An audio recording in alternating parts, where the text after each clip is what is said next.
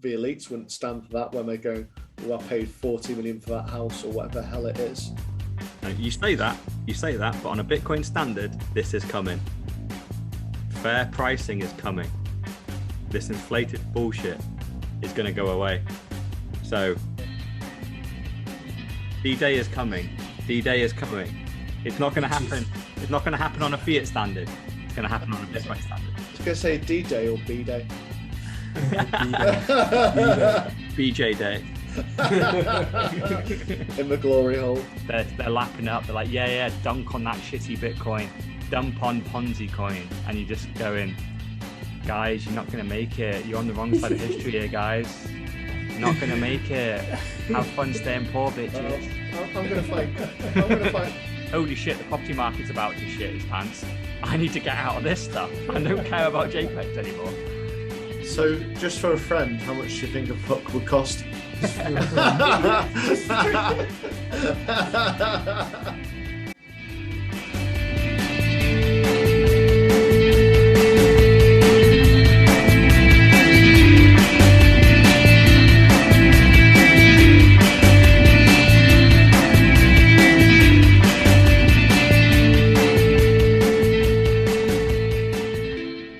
And here it is.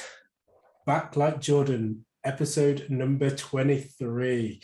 Here it is, Ross, aka Dr. Evil, Mr. All-In, and myself, Sir Neverlook, the world's most bullish podcast, back for more shit. Because once again, it is a big week. I say it every week, but it's a big week, and it's a bumper-packed episode with lots and lots of content as well, which has been happening in the world of Bitcoin. So, where do you want to start? I think, first of all, if you can't make another podcast, we need to pre-record it because my bumbling attempt was piss poor. Yeah, I was listening and I was just like, oh gosh, I need to be back. I was actually like gonna do it and do it massively like radio style, like really like over the top and all that. But I'm like, I just couldn't do it. It's like, nah, I'm just gonna no. We need our hype man. It made me feel wanted, even if it was just for the 5 to 10 second intro. It's just like, if that's my contribution to our group, I'm good. Yeah, and hold it all together. It's like it's the glue. Yeah. Otherwise, it's just nonsense going from bit to bit. So, do we want to start with why we need Bitcoin? That was one of your topics, Darnell. I think it's a good place to start because it is the crux. Yeah, absolutely. I mean, obviously, the podcast is all about Bitcoin, but ultimately, I think it just continues to prove itself ever more, with the US printing 38% of their entire currency supply, and therefore making the dollars that they are printing worthless. But then also the current events, many of which we're going to talk about, and we also talk about throughout the week as well. And I think you've mentioned it a lot of times as well, Gaz, but it just feels even more so as you delve into the rabbit hole that you think that you're free, but you're not free. And so having the sovereignty, just one of the many points of which I'm sure that we'll cover off, having the sovereignty over your own money. And that's one of the reasons why you need Bitcoin. Yeah, no, it's a great video you've linked to it. It's an old one that I listened to back in the day. I think because Andreas is a legend of Bitcoin, but as we've discussed on here, he did flip into writing books about Ethereum. So by and large, now when I see him, I kind of have negative thoughts, which is really bad. He is literally one of the first people I ever heard speak about Bitcoin who actually convinced me that this is a thing. And what surprised me though is it was dated January 2020. Yeah. So I listened to this and thought it was mid-pandemic. So like I was listening to it and I was just going, he's just going on about, mid-pandemic, all the kind of creeping. And then I looked at the date and went, oh God, because one of the points he makes is about Australia being a testing ground for the UK, and Australia testing and putting certain things in. And I was kind of going, oh, was this quite lately? I thought I was guessing it was about a year ago. But then he said that, I said, oh, it must be really recent. And I looked at the date, oh, it was before. Wow. Yeah. And that really, really threw me. Yeah, makes it even scarier, doesn't it? Knowing that obviously everything that has happened since and all of the topics that he said could happen, did happen, and are happening. What was one about what was it? Segregation or discrimination against certain groups. Yeah. You know, they're a money launderer. That's not me. They're a sex worker, not me. And I was kind of going, when's he going to say anti-lockdowner, anti-vaxxer? But obviously it was before this time. And I just kind of went, it just fitted in. But just because they haven't come for your group or demographic yet doesn't mean they won't. And I kind of thought there's always going to be something which gets you up against. And it was, it was an insightful podcast, but also quite scary. Yeah. It's because, like I said, for the time, because I thought it was, recent, and to find out it was actually way before all this really kicked off. Oh yeah. It's all been predicted, doesn't it? It's in the sovereign individual. They literally said a great way of controlling the population, getting them scared and relying on government and allowing you to lock them inside the government borders. It was a pandemic. That's the golden bullet. It does everything. It's got everything. It's a war is normal. War is the one they use normally. But if you really want to lock people in for a number of years and have people terrified, even just to go outside, it's the pandemic. That's the killer one. And the question is, 1997. When does that stop though? Like in the sovereign individual, I don't think they ever put, they said that they can scare, blah, blah, blah. But what, obviously they want to keep you terrified, get you closer through coercion, but it ends in communism. Once they have stolen all your possessions and you are nearly 100% reliant on the government for everything, now they have total control. This is like what you were just saying then, where that's not me, that's not me, that's not me, that's not me. Oh fuck, that's me, and there's no one left to fight. That's the way that they erode us down at the moment. Yeah, they're going for anti-vaxxers, anti-mask, all that type of stuff. And everyone's going, oh, that's not me. I'm in the good crowd. But eventually what you realize is, oh shit, I don't own my home now. They just took it. Yeah. I want to fight back. The problem is everyone that were fought back, they're already in prison. Now it's just the people that are left. They're like, yeah, you're all just defenseless chickens now. And this is the whole, I think we'll do a whole podcast, I think, on it next week, called the Great Reset. This is what you were just talking about then. Like, what is the end goal? Why do they want to get there? That's ultimately it. You're going to own nothing and you're going to be happy. That's their tagline. So for next week, I need to find how to make a tin hat. get to wear it the whole podcast. And have you clicked the video yet for the Great Reset one that I haven't yet. Did you put one in? Yeah. Well, not on the agenda yet, but I'll put it on there. But basically, I sent a tweet in, and on the tweet, the video is on there, and it's 45 minutes long, and it is unbelievably good. It is just data point after data point, and it just goes on. It doesn't really come up with any conclusions. It just gives you the data, and you make your conclusions as you go. You're like, oh shit, it's amazing. So I think.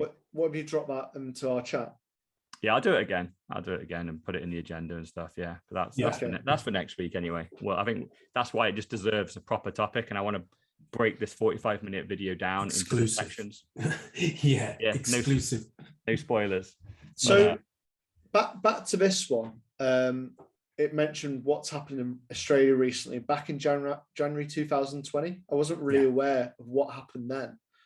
Because I just thought all this ridiculousness is the last few months when it's gone absolutely haywire. Actually over the last year, killing babies, shooting dogs, making people stay in their house, arresting them if they go outside 1 kilometers outside their house, things like that. Then incitement across Facebook. I thought that was where it started. Has something been going on in Australia before then? Don't think. No, it's just that's what he insinuated. But that's what he insinuated before this whole situation started. He said that something was happening in Australia.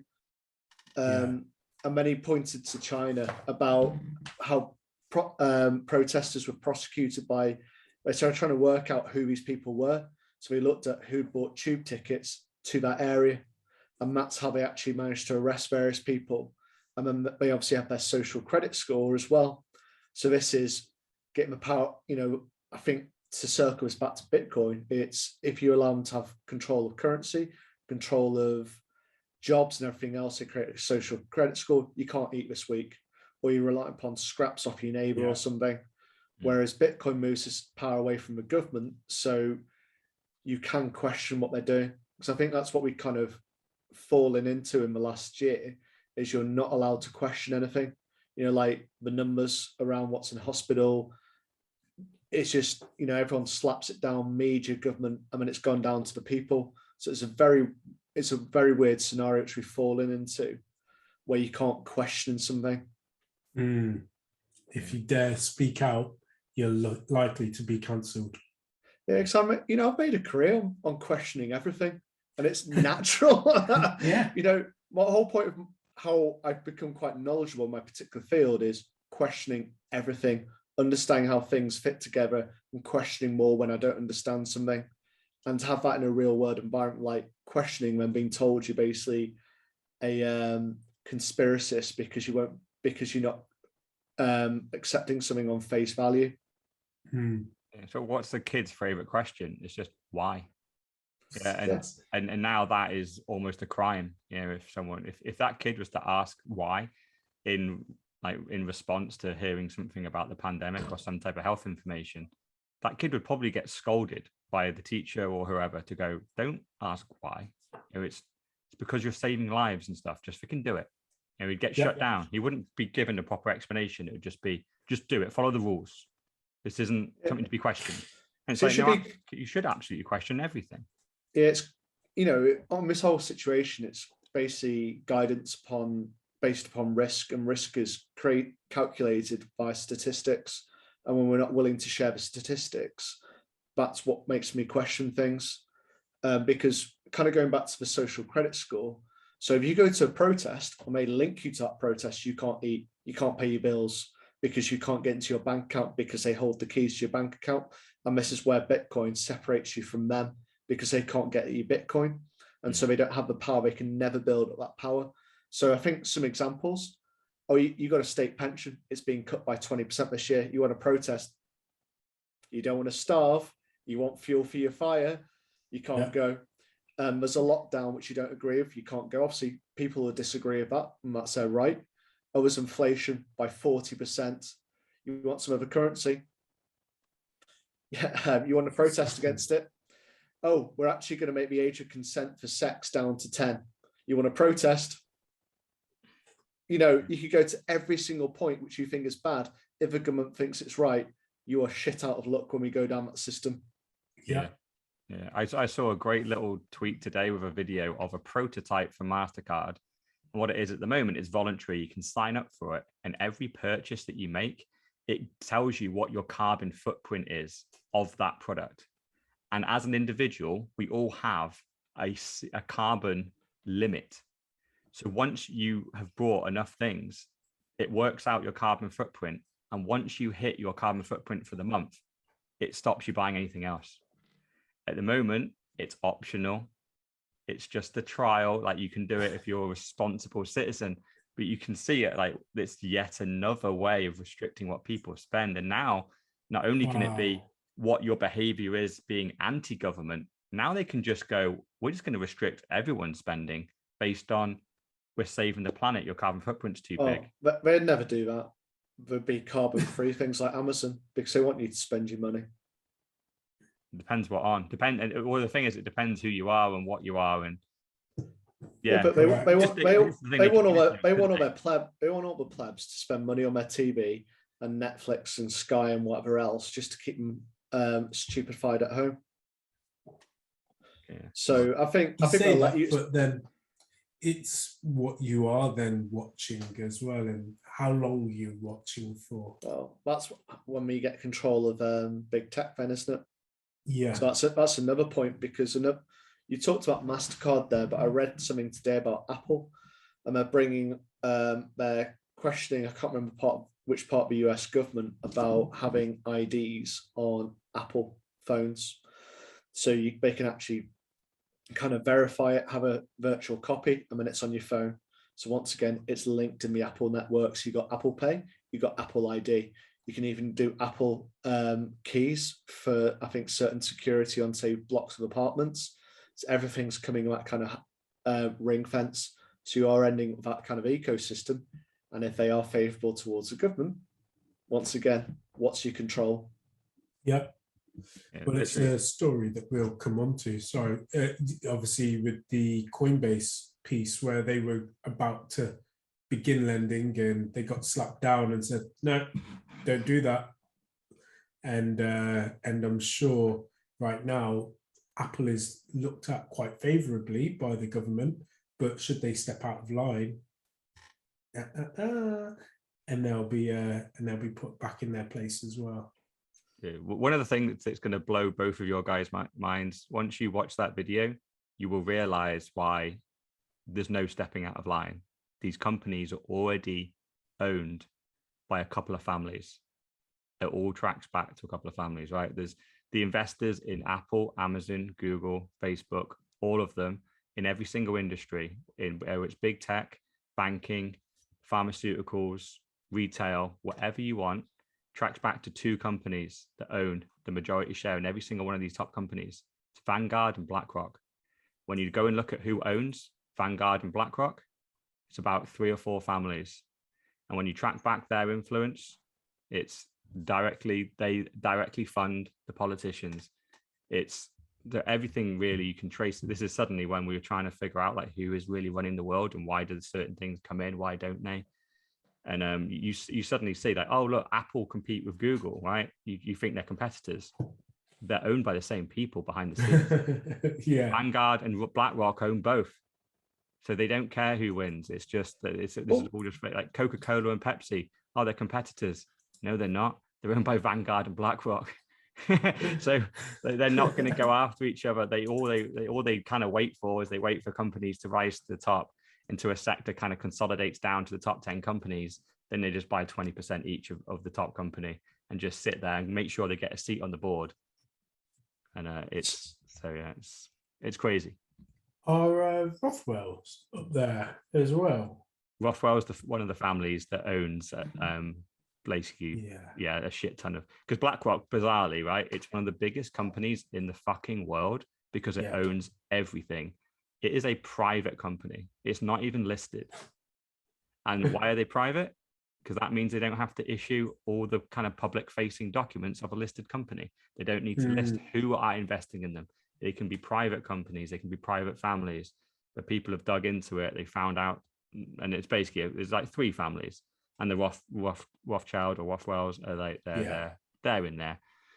Were they the ones who linked into Tetra Pak? Or was that someone else? Tetra Pak. It doesn't matter. Maybe I got the wrong person. They're I think Swedish family. I was going to say that's a ridiculous family, and basically ended up quite tragically because one of the like senior people, he became, I think, a massive junkie. Yeah, killed himself. Right. But maybe I'm just getting a bit confused.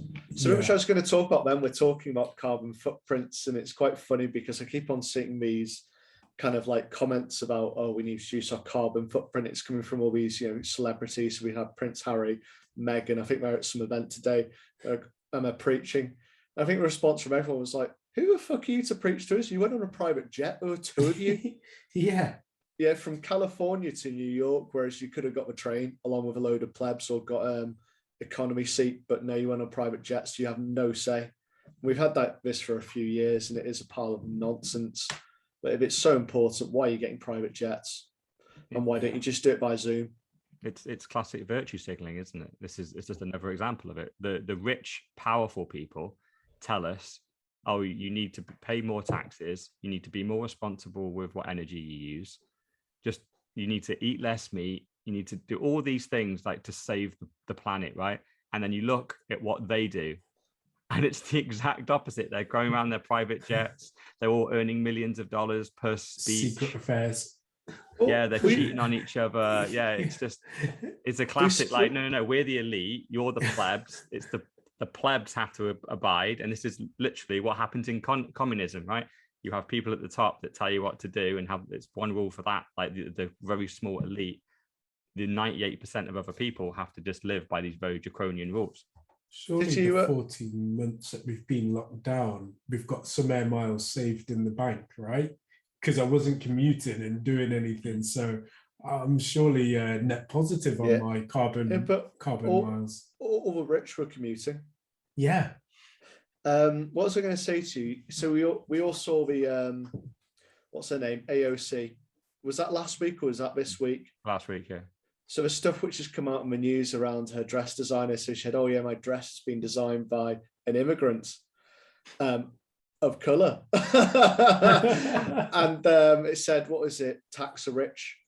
So people have dug into this now because it's pissed people off because they're going, "We know that the dress designer's boyfriend is a billionaire." So first thing, and they dug into the dress designer. She's from Canada, barely what you class as a typical immigrant. And she makes, she's a fashion designer for Rich and Famous, so she's making tens of thousands for these gowns. Yeah. And then on top of it, she hasn't paid her tax. She is a tax avoider. So not a what's a two evasion? Yeah, so she I can't remember which one it is. Which one is illegal and which one's allowed? Oh, being like tax efficient is one, and then tax dodging is the other. Yeah, it's basically she's evaded it legally. Oh, evaded it, right? Yeah. But she isn't illegal. But people just dug into this because I think I sent it into the group. I'm just going to dig onto my phone because you did. It did make me laugh when I was when I saw it, and I was just like, "This is ridiculous." Here we go. The tax the rich dress designer who AOC went to Met Gala with owes $103,000 in back taxes. Received 41,000 in PPP, has legions of unpaid interns, owes 62,000 in workers' comp, but still found 250,000 for a table at the Met Gala. Of course she did. There you go. This is what we always say. It's like just said it. And this is who a Democrat associates himself with. And then the bizarre thing is, though, when you read the comments, like there's a tweet and people are defending it.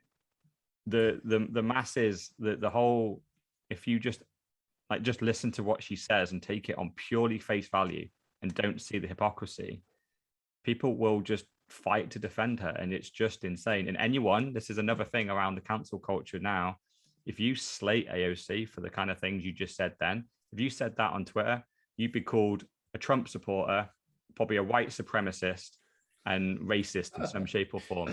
You just don't like her because she's not white.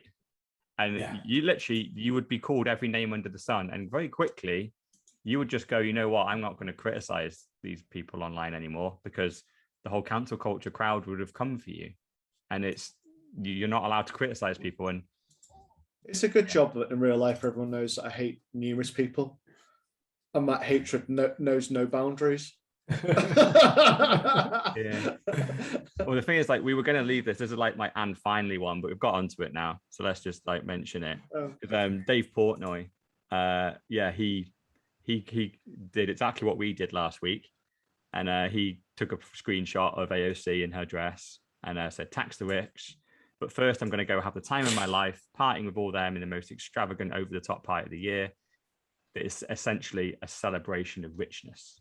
Yeah. And the reason why this tweet is super important is his tweet gets flagged by Twitter saying missing context. Independent fact checkers say this information could mislead people. So we very much need a decentralized Twitter, don't we? Yeah. And it's got to that point. Because what part of his tweet is misleading? She is going to go off and have the time of her life. This is the Met Gala. Like, everyone that goes to this party is the elite of the elite. They go in ridiculous tens of £1,000 dresses and suits and outfits, and they sit at a £250,000 table to eat a meal and just give awards to each other for being how great they are at whatever job they think they do. Yeah. This is a celebration of richness, and it is just peak irony to say tax the rich on your dress, because that basically means everyone you're about to walk into that room with, they're the people you should saying you should tax. But whilst in the background, there's a load of people that are going to serve you drinks and food, all stood there wearing masks, where none of the celebrities are wearing masks. And yeah, this is it. The powers that be decided that's misleading. It has got a bit ridiculous because we've shifted very much to the left, you know, the traditional left, which has moved into censorship. So a book which I read recently was about, how do you pronounce it? Is it Antifa? I can never remember how to pronounce Antifa, it. Yeah. So it was, I think it's Andy Ngo or something like that. But basically, I'd seen it get sliced across social media as being racist, right wing, and all that kind of. I was just like going, doesn't look like it is. On Antifa, the far left, I thought. Yeah, no, the book was getting slated because it just exposed them as basically a bunch of thugs. Oh, yeah. You know, they're people who get angry. So you got people who are your traditional skinheads who hate anyone who's not white. Then you got on your left, they hate anyone who's fascist, but they basically do the same thing. They're just angry people who cause damage. And so I read the book just out of curiosity, and it is that kind of like, but they've tried to cancel this author because he let the cat out of the bag about Antifa and something which Joe Biden refuses to acknowledge. But Trump was trying to get onto the domestic terrorist list. I don't know where the end is with all of this in terms of this cancel culture. And ultimately, if you say something which is deemed to be, well, it is right, but is deemed to not be acceptable by the others, okay, off you go, you're finished. I don't get how that works and how long it's going to work for. We seem to have, what's the correct word for it, through like education, so university schools, we've romanticized the idea of communism or socialism, and basically said every time which it's been done before, it just hasn't been done properly. And it's like, well, it's been done many times over many centuries, and it's never been done properly. And that's a big sign that people can't be trusted to create a idyllic kind of country as such, because people always want more. People always take advantage. Yeah. I think if you want to see where it ends up, if our social media continues to go to this level of censorship, all you have to do is go and take a look at China or North Korea. I think North Korea is probably the most extreme version, isn't it? You literally end up with, because this is the way we're trending, right? So if we continue on that trend, you're right. Essentially everyone that had a different opinion ends up being silenced, and only government approved voices come out. And then it gets to a point where not only can you not say what your opinion is, you're not even able to link to an article that isn't a government approved website, because they have now restricted the websites you can even view. They've put a firewall around what your searches will go to, and it will only go to these like 100 approved companies that write content that is government approved. That is the most extreme version of where we're going. And at the moment, our little journey from being, if you go back 20 years with a completely open internet, there was no central points of where the data was coming out. Everyone had a little website. Everyone was just saying their own thing. It was individual blogs. It was chaos. And in reality, that was the golden era, because it was chaos, because you had to dig out the information. The problem we've had over the last 20 years, we've centralized nearly all our information into 5 different websites.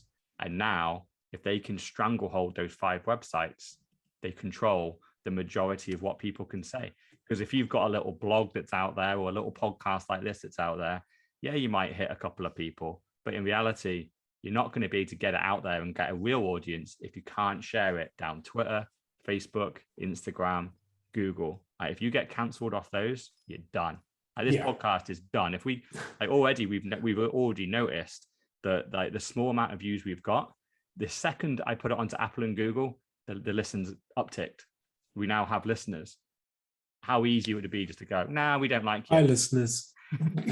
Whilst we're still available, hi. All of you in Sweden, all of you in Argentina, Ireland, the UK, we're here now. We might not be next week.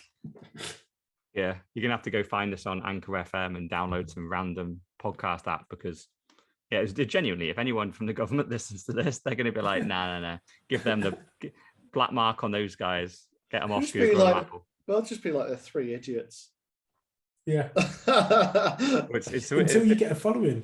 Exactly. That's all they care about. They care about how many people are you influencing, and then you're done. That's why and they would also go, in our explanation, they would go, they're right-wing extremists, like white nationalists. They would just list us everything. White nationalists.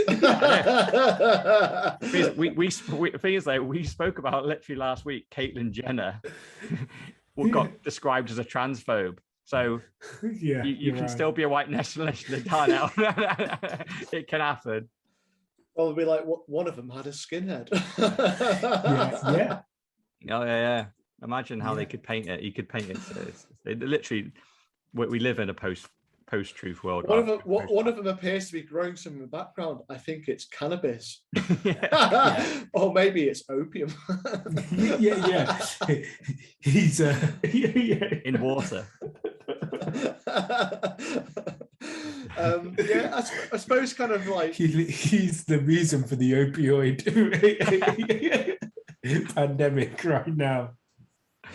I think to circle us back and kind of to get back on track of the whole purpose of the podcast, so we're talking about the cancel culture, and I think the whole point of this is it leads into the kind of social credit score as well. So it is the kind of slope which we're going on, and once again, you got the protection against it by bringing a decentralized, uncontrolled is the best way to describe it, currency in Bitcoin, and that is how we move away from this. And I think the countries which do move to Bitcoin Stan will see great success, because I think people are being strangled of their voice at the moment. So El Salvador being the first, hopefully some more South American countries, and everyone's favorite Pakistan when they want to move. But I think with religion, I don't know how it'll work exactly.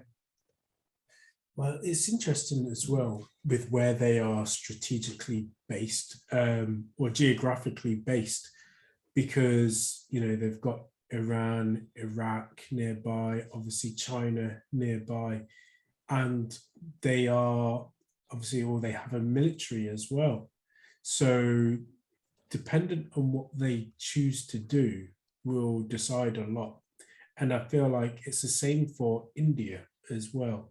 I was watching another podcast this week where China a lot of the time kind of pokes fun at India, but India have a young demographic, certainly tech savvy demographic, and they could be, a superpower if they really, really wanted to. But it's never really been one of those things that they've aspired to.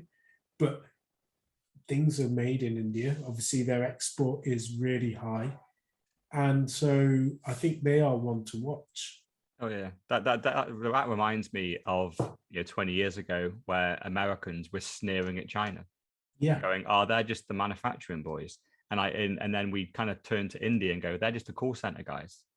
But guess what? They started off as that, then they became tech savvy on the entire stack.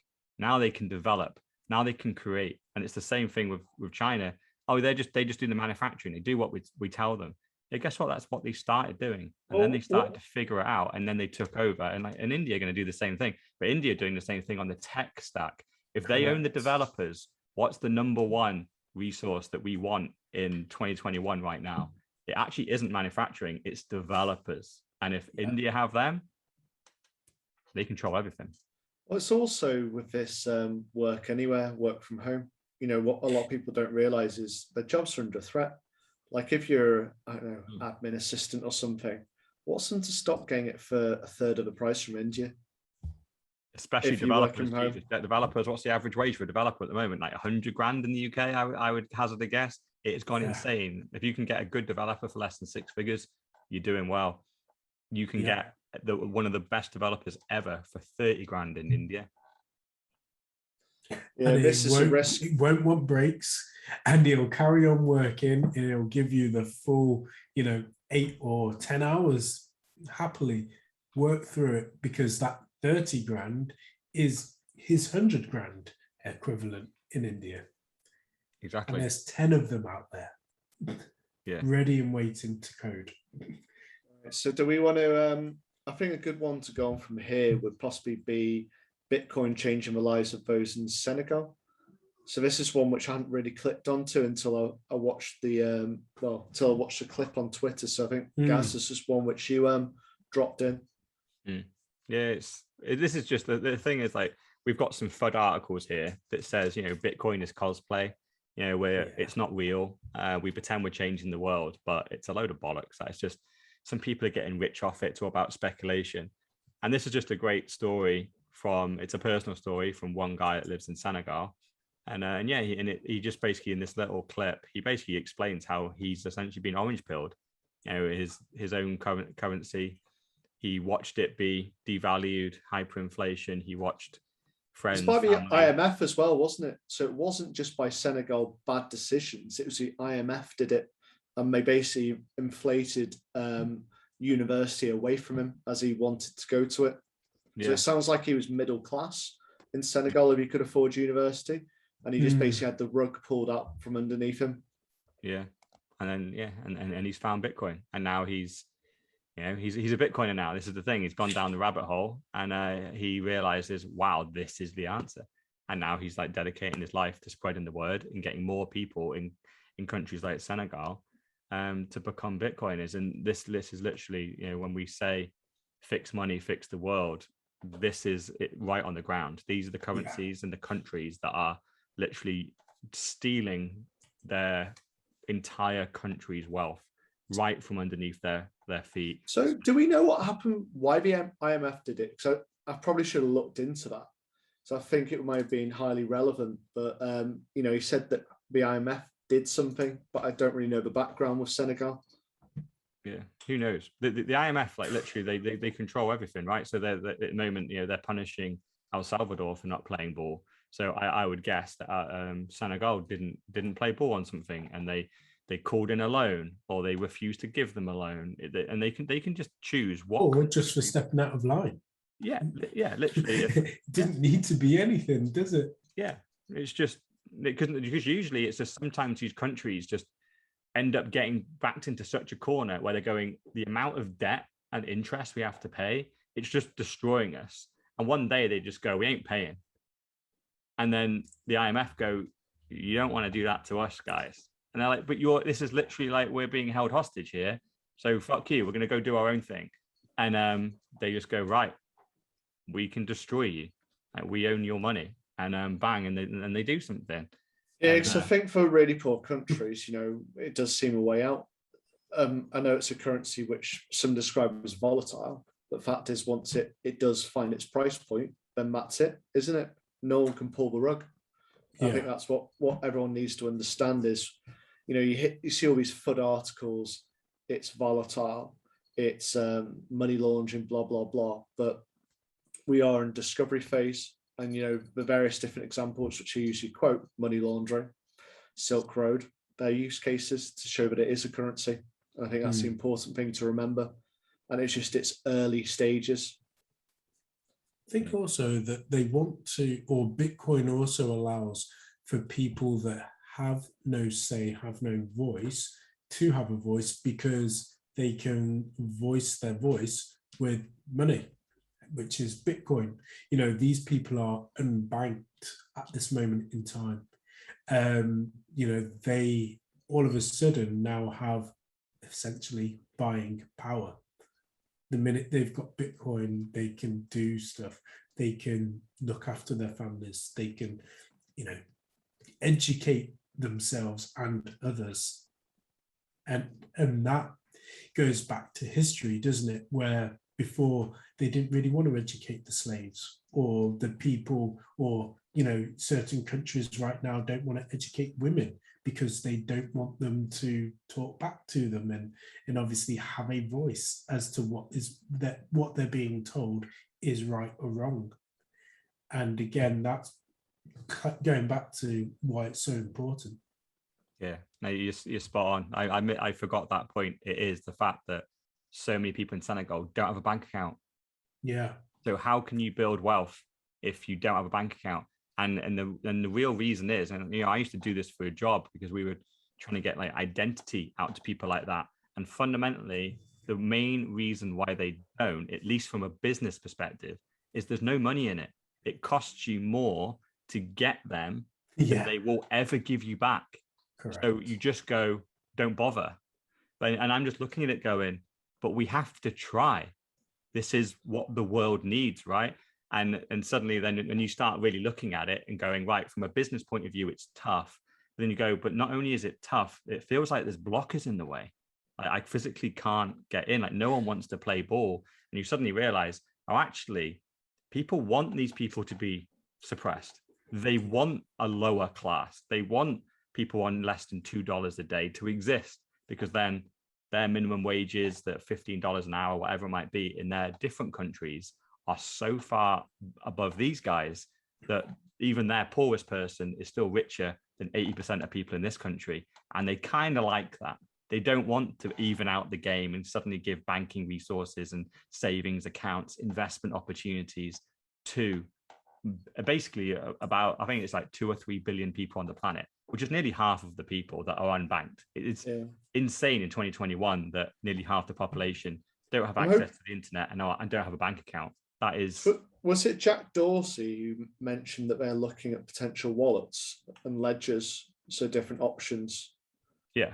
Because that would be interesting, because at the moment it is, you need a phone and you need to obviously pay some form of contract or pay as you go in order to get internet, in order to have these, in order to, to deal with Bitcoin. So it's like, a lot of them do have phones. Like this is what, when I was looking into it, essentially mobile phones and mobile phone credit was the bank account. So it was, what was it called? The peso or something, the peso something. So that they basically created their own currency. I forgot which country this was. I think it was South Africa or something. And essentially they couldn't get bank accounts because they couldn't pass KYC and AML type restrictions. No one wanted to create them a bank account. So what people had to do, they would buy credit for their mobile phone, and the credit on the phone, essentially they used as money. And if I wanted to buy something off you, you'd be like, oh yeah, that's like 7 minutes. So I go, okay. And I could text you my 7 minutes of call time to your phone. And now and so literally they created their own digital currency, their own version of scarcity. Yeah. And that obviously doesn't really work, but it was the best they had. And then now they have Bitcoin. Now Bitcoin is a proper money that they can, because obviously there's only certain people that are local to that country that can accept mobile phone minutes. It's not gonna, you're not gonna be able to buy something from America in mobile phone minutes. They're gonna get laughed out of it. But so they finally, we've given them sound money, which is, they're genuinely changing the world. As well, I think it is probably a show within itself as well, is the reason why they also like to keep them unbanked. It goes to human trafficking, because in terms of like, okay, well, you can work for this, in terms of like, they can just get the people to do the menial jobs that nobody else wants to do.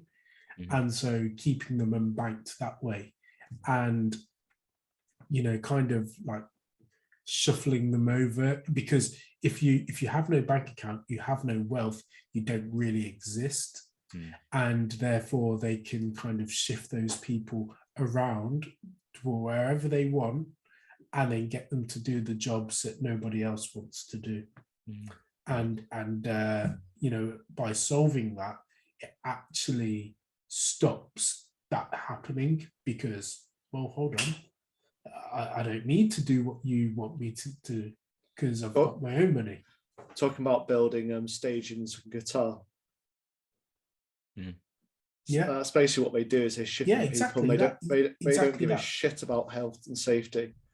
Like, I think lots and lots of people died building those stadiums for the rich. I think even in Britain though, how many illegal immigrants are here and they can't obviously get a bank account, don't have identities. There's last time I saw it, it's estimated at millions. And then what jobs are they doing? I mean, it's exactly what you're saying, Darnell. It's the jobs no one else wants to do. Yeah, they're cleaning the toilets, they're cleaning the kitchens, they're doing deliveries, and they're doing fruit picking probably. Yeah, fruit picking, and they're out. It's hard, dirty labor, and they're getting paid £2 an hour probably to do it, and they'll happily do it because that's still more than they can get at home. Probably live 14 to a flat, and it's blew my mind, actually, just last week, because you hit the nail on the head there where you talk about they're cleaning the toilets. So our business works in identity, and we sold to the government, and it was the sewers, because there was a terrorist plot to potentially blow up the sewerage system in London, which would obviously cause havoc and chaos. Yeah. And so what we were doing is we were providing scanners to ensure that the workers were who they say they were. Absolutely. Within the first week of obviously putting the scanners in, 51 illegal immigrants found. So doing exactly what you say, cleaning the shit, essentially. Like, and there it is. And why were those people there? Well, they were there because nobody else wants to do that. And the minute obviously they were found, they had to then clear it up and obviously get rid of them. But they would have carried on working there. Now, it's not that they were not that they were involved in any form of crime. It was just simply they were the individuals looking for a job because they probably were, well, difficult to know if they had a bank, but were the unbanked and obviously got there somehow. Yeah, I can almost guarantee all those 50 people, they disappeared for a week, came back with a different fake ID and carried on. Yeah. Because the big issue that company would have is there's not going to be 50 genuine British citizens that want to go and clean the sewers. Correct. It's just not for minimum wage. They could always become lorry drivers now. That's a good job, a lorry driver. You can. I was going to say, apparently we've got a shortage of lorry drivers now. So yeah. I think there's two places to jump off from here because it links into so many different things here. Because I quite like was the FUD of the week, which kind of semi fits into that because it's the flip side of the coin, isn't it? Yeah. Well, I don't know. It's just got the fact that I'm sure I put a story in here about the minimum wage. Yeah, there's a story about the minimum wage, and then there's like the like Turkey waging war on Bitcoin, and it's just trying to figure out which one to go to. Oh, have I missed the minimum wage one? When did you put it on? Yesterday. Oh, I may have missed it. So yes, okay, let's go on to that one because weirdly, this I actually mentioned this last week, and we didn't really spend enough time on it properly because I mentioned how I was sat in a pub the other week, and they had to close randomly during the day, and they just went, "It's because we can't get any staff." And at the time, I just went, so at the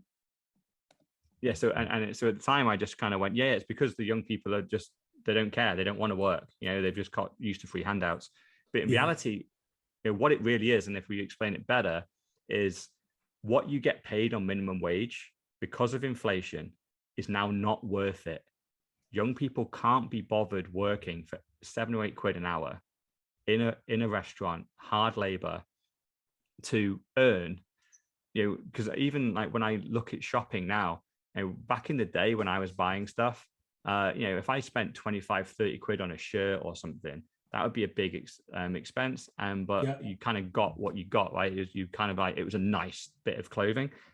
Now I look at it and I look at the kind of random adverts I'll get on Instagram occasionally, and I'm always getting linked to 80, 90, 100 pound kind of items of clothing. And I just look at that and go, that's going to be like 2 days work for a person. And it all just links back, right, to the fact that the current minimum wage has been so far kind of like left behind where inflation is, that young people just can't be bothered doing the lowest jobs anymore. And they're just not turning up. And I think this is what America have actually realized as well. And they've gone, and this is being suggested, admittedly, this is from the kind of AOC crowd and it's all the freaking socialists. So who knows how far this actually gets. But this is an insane kind of recommendation to raise the minimum wage in America from $15 to $26. So that's nearly a 100% increase. And if you want to understand like what inflation really is in America, here it is. Because we had it with the food stamps as well, didn't we? Where it gone up phenomenally. I can't remember what the figure was, but it went up massively, and it was like, actually that's the cost of inflation. They're admitting it there, and this is another admission that they've inflated money and also goods beyond many people's means. I think what they're essentially having is the fact that no one wants to work these minimum wage jobs anymore, because they can earn more on benefits sat at home and just like live off the state than they can going out and earn money. So what they're having to do is like, shit, we need someone to clean our toilets. We need someone to wait the tables. We need these minimum wage jobs have to be done. Otherwise, there's no one freaking doing these horrible jobs that no one else wants to do. We can't rely on illegal immigrants for everything. We have to do something above the board and legit. And I think they're just having to go, fuck it, we're going to have to increase wages and basically double it. And this is just such an admission that I think the last time they increased the minimum wage was about 5 years ago or something in America. It went up like 20 or 30%. It went from like $11 to 15, relatively small. If they end up doing this, basically 15 to 30, 5 years later, that means that is a hardcore admission that in the last 5 years, their value of their currency is halved, which is why they have to double. I think that's a very, very sound point. But I think one of my concerns around this is, okay, so you're moving from 15 minimum wage, you work a full week, that is about $30,000. So in UK terms, that's some like 20 grand. I don't know what the exact exchange rates are. And so if it goes up to 26, that is $52,000 a year. And that's probably something like a teacher's salary. Yeah. So you got a knock-on effect. So teachers, say let's go next step, dentists, doctors, and so on. They're literally going to have their wages doubled in order to ensure they can afford the goods. But it is something which has been coming, because we are going to this haywire world where the average house price in the UK is 280 or 300, and the average wage is 30. So if you get two average wage workers who want an average house, that's 60 grand. Or is it 4 times the joint salary? Would take it to 240, so they're 60 grand shy. So an average set of workers in the UK cannot afford an average house within the UK. And as we've talked about previously, the assets which the rich want, houses, precious metals, steel, things like that, those are the things which we see the harshest inflation in. So that is actually a true reflection of what's going on. And I think, if you keep on going down inflation, you have to have price controls and wage controls every year review in order to meet your inflation. But then it's an admission that you're pretty much just stealing from your future self in order to put us on this silly course. Yeah. I think I may have said in another podcast that McDonald's were actually paying people to go to interview as well. Yeah, I remember that. Yeah. And so it is happening. And it's just then, where does it stop? Well, it doesn't stop. It just continues to carry on.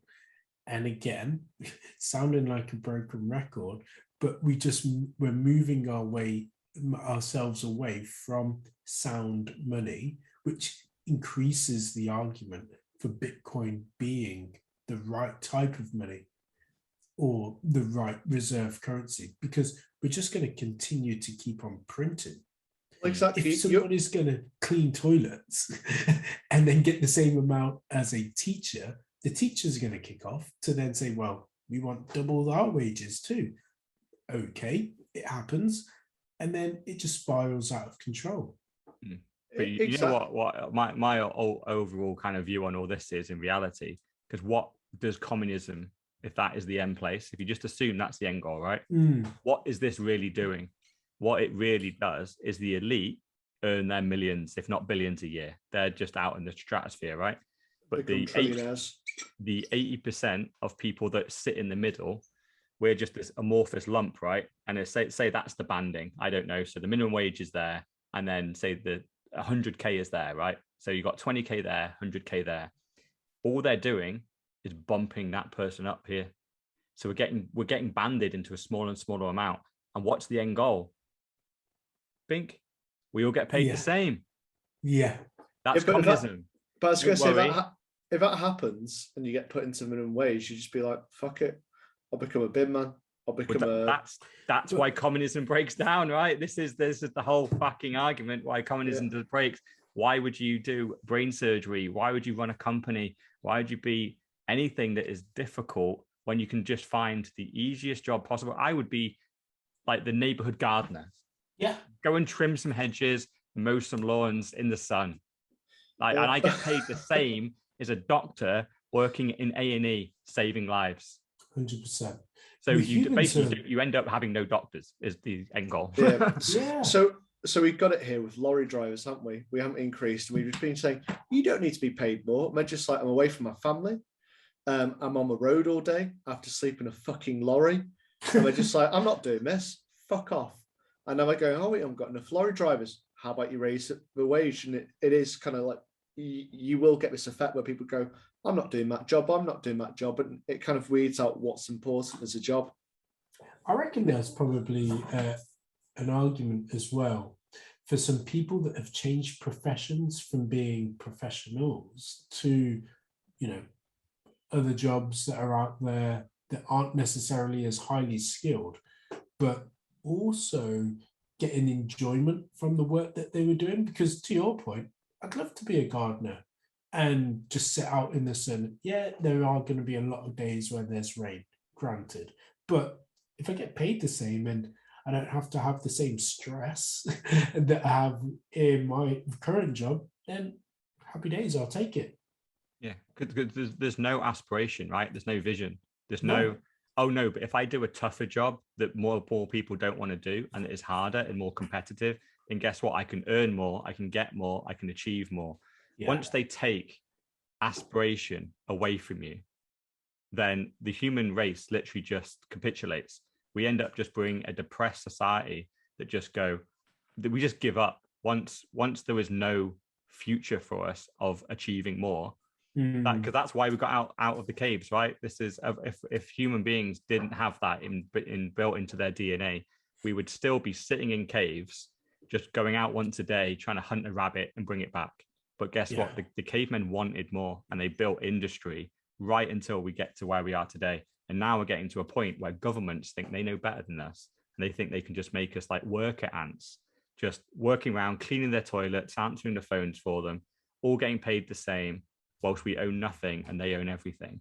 And I think, and fundamentally, I actually think that entire system does not even work for them, because I don't think we do it. I think we all just go on strike, drink ourselves into early depression graves, and I think the entire of society collapses. So I just think like they don't even get what they need, right? Because the elites need us. They need us to clean their toilets, like sweep the streets. They need that, because otherwise society does devolve into just riots and fucking craziness.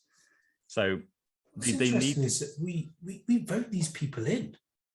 Well, that's because there's no options. Yeah. Like who have you got in the UK? You got Boris, educated at Eton, and Keir Starmer, probably educated at Eton. Yeah. I mean, who names their child Boris or Keir? Certainly not anyone who was born on a council estate. I can guarantee you that. No, exactly. Yeah, you fell into the democracy trap there. We don't live in a democracy. We all live in dictatorships right now. It's democracy is an illusion. Yeah, 100%. Yeah, I think we've had a bit of a rant about the minimum wage. It'll be interesting if they do something like that, because I think we'll see mass wage adjustment.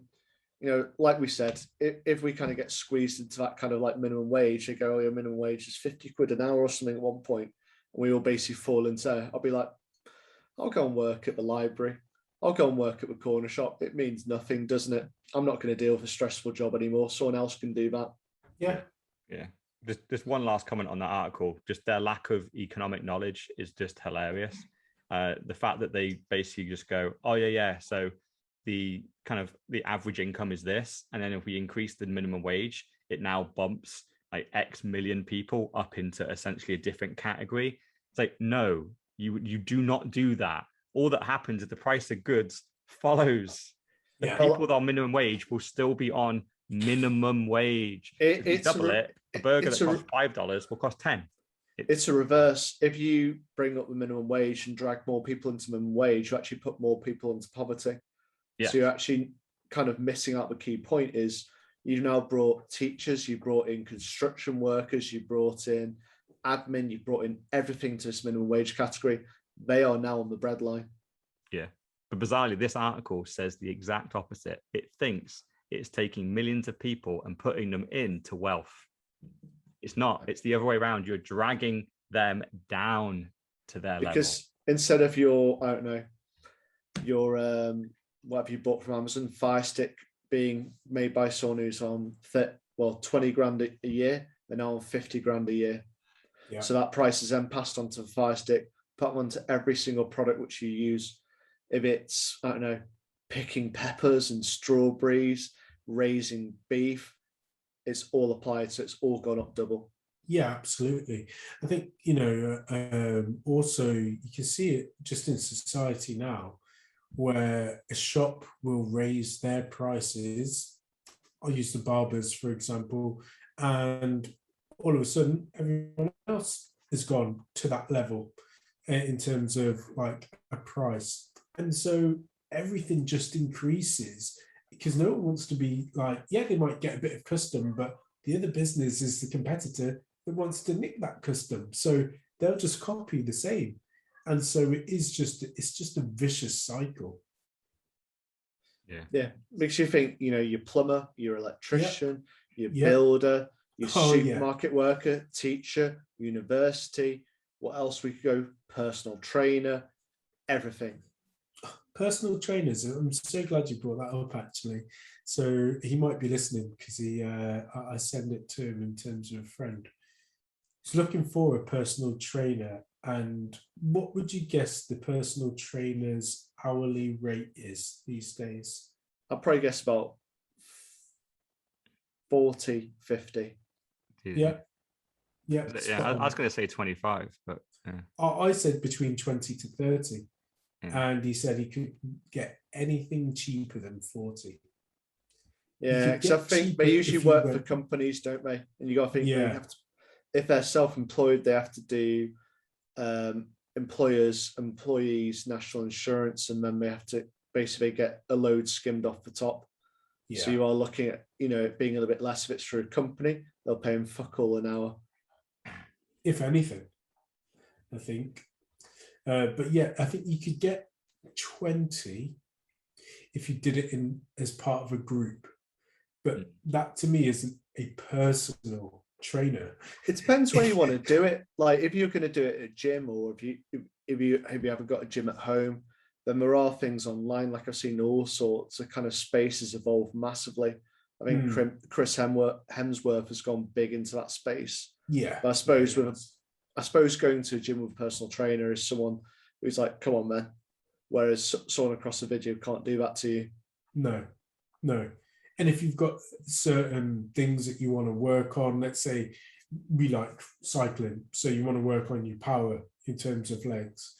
Okay, great. These specific exercises based on your height, your weight, again, what you're trying to achieve is designed specifically for you. But if you think £40 a session, you don't just need one session a week. You need a minimum of like 3. So straight away you're up to 120 there. Hold on. I mean, I've just paid like 600 quid nearly for the month. I thought you do like one a week and then you do your own sessions a couple of times a week. Depends on how bad you want it, I guess. You're absolutely right. But the majority of people that get personal trainers get them because they already don't have the motivation to be able to do it themselves, because we live in an information-rich age. We can Google plans. Yeah, I was going to say, I found some great plans, but I've paid lately for the plans rather than going down that route, but they've been great. Yeah. Yeah. Well, I think it's a great example of where you've got individuals there that are essentially self-employed, and they need to figure out, how much do I need to charge per hour to live? Yeah. And live like slightly not on the breadline. I want to have a little bit of a buffer in there. I want to live a relatively good life. And this isn't anything government related. This isn't some dumbass suit sat in an office going, what should the minimum wage be? This is smart people on the ground working in gyms going, I'm renting out my time by the hour here, doing, right, using my skills to help people. What do I need to charge to be able to live? Yeah. And at the moment, where they've settled on is £40 an hour. So that just shocks me to a certain extent when you kind of reflect on it and go, okay, they're probably losing, maybe if they aren't completely self-employed and they are getting like a load's getting stolen by a company somewhere. You go, I think you're limited to hours. I'm just thinking over this in my head because no one will be in that gym from 10 till 3 paying, will they? Yeah. But yeah, so maybe it's over 2 or 3 hours or something. Yeah. Yeah. So they've only got about 4 or 5 hours of earning time in the day. But when you're saying that no one will be in between 10 till 3? Yeah, I'm kind of thinking most will be. What about the the mums? That's prime time for them because people, young kids are at school. Yeah, I think you're right because essentially personal trainers don't work the typical 8-hour day, do they? They probably won't have 8 hours every day, Monday to Friday. They probably, they probably love weekends. But in reality, they probably only work. They probably got 3 or 4 sessions booked a day or something. So they have to kind of average it out. Then in between, they just get yoked. Yeah, just work out. But yeah, that's an interesting one. It's a nice little market because it's very much like they decide what their minimum wage is. They dictate it. So it's an interesting one. And really, when I look at it, by the way, in tradespeople. Yeah, because I actually think about £40 an hour, as high as that sounds. If you actually, I don't know if you work all that out all the way down to a yearly wage, if you did work 40 hours a week and then reliably 12 months a year, I don't think that's actually that much. I think it ends up being 70 or 80K.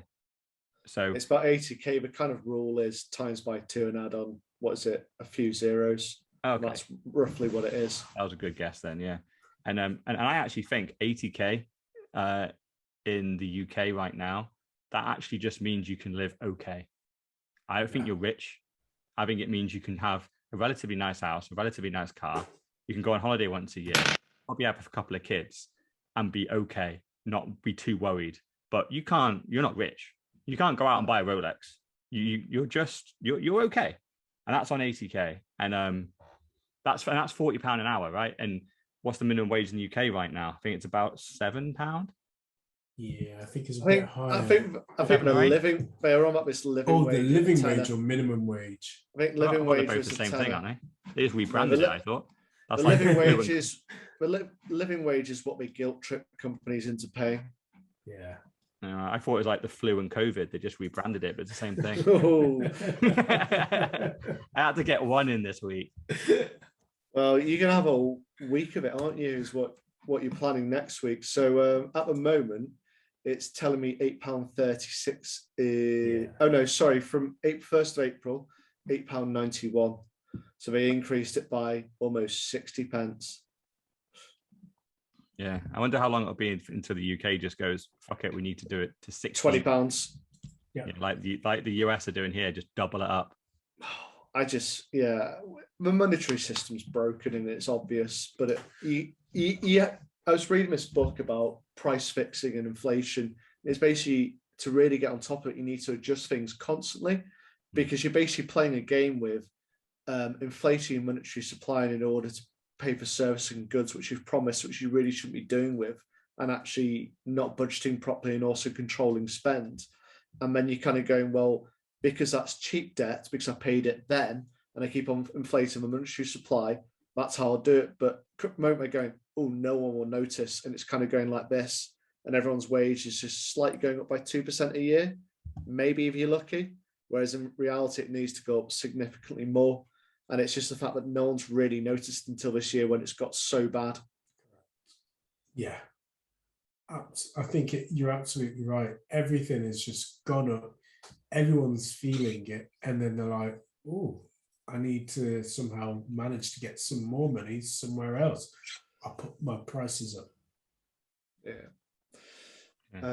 What do we want to move on to something else? So let's go to Turkey, because Turkey are the ones that they say they're at war with Bitcoin, and it all links in, right? I looked up what the inflation rate of Turkey is at the moment. It's 19%. So essentially their currency is hyperinflating right now. Yeah. It's just going crazy. It's been going on for about 3 years or so, hasn't it? Because they've sacked finance minister after finance minister, and they've gone between inflation and interest rates. And because it hasn't corrected overnight, the president keeps on sacking them and probably killing them. Yeah, and so surprise, surprise, they're people just like the guy that we saw in Senegal. The people in Turkey are going, well, this fucking sucks. We're having all our money stolen from us. We're going to buy some Bitcoin. And surprise, surprise again, their president goes, don't do that. Because that's going to further devalue our money, further make it go even worse. And basically it's an attack on Turkey. And so now we are at war with Bitcoin because they're trying to destroy our economy. It's like, nah, mate, you destroyed your own economy. These people have found the escape hatch and they are saving their wealth into a sound money. And the sooner you embrace it, the better. Yeah, it's Erdogan. He's never going to embrace it. He's basically a dictator. So like the elections are very, very dicey over there. They constantly have protests, which basically end up with the military killing everyone. So that's not going to end nicely when it goes towards Bitcoin.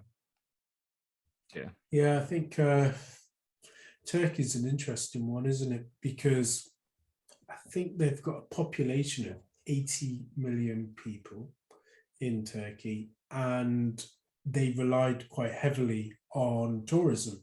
And lo and behold, tourism has been null and void over the last, 18 months.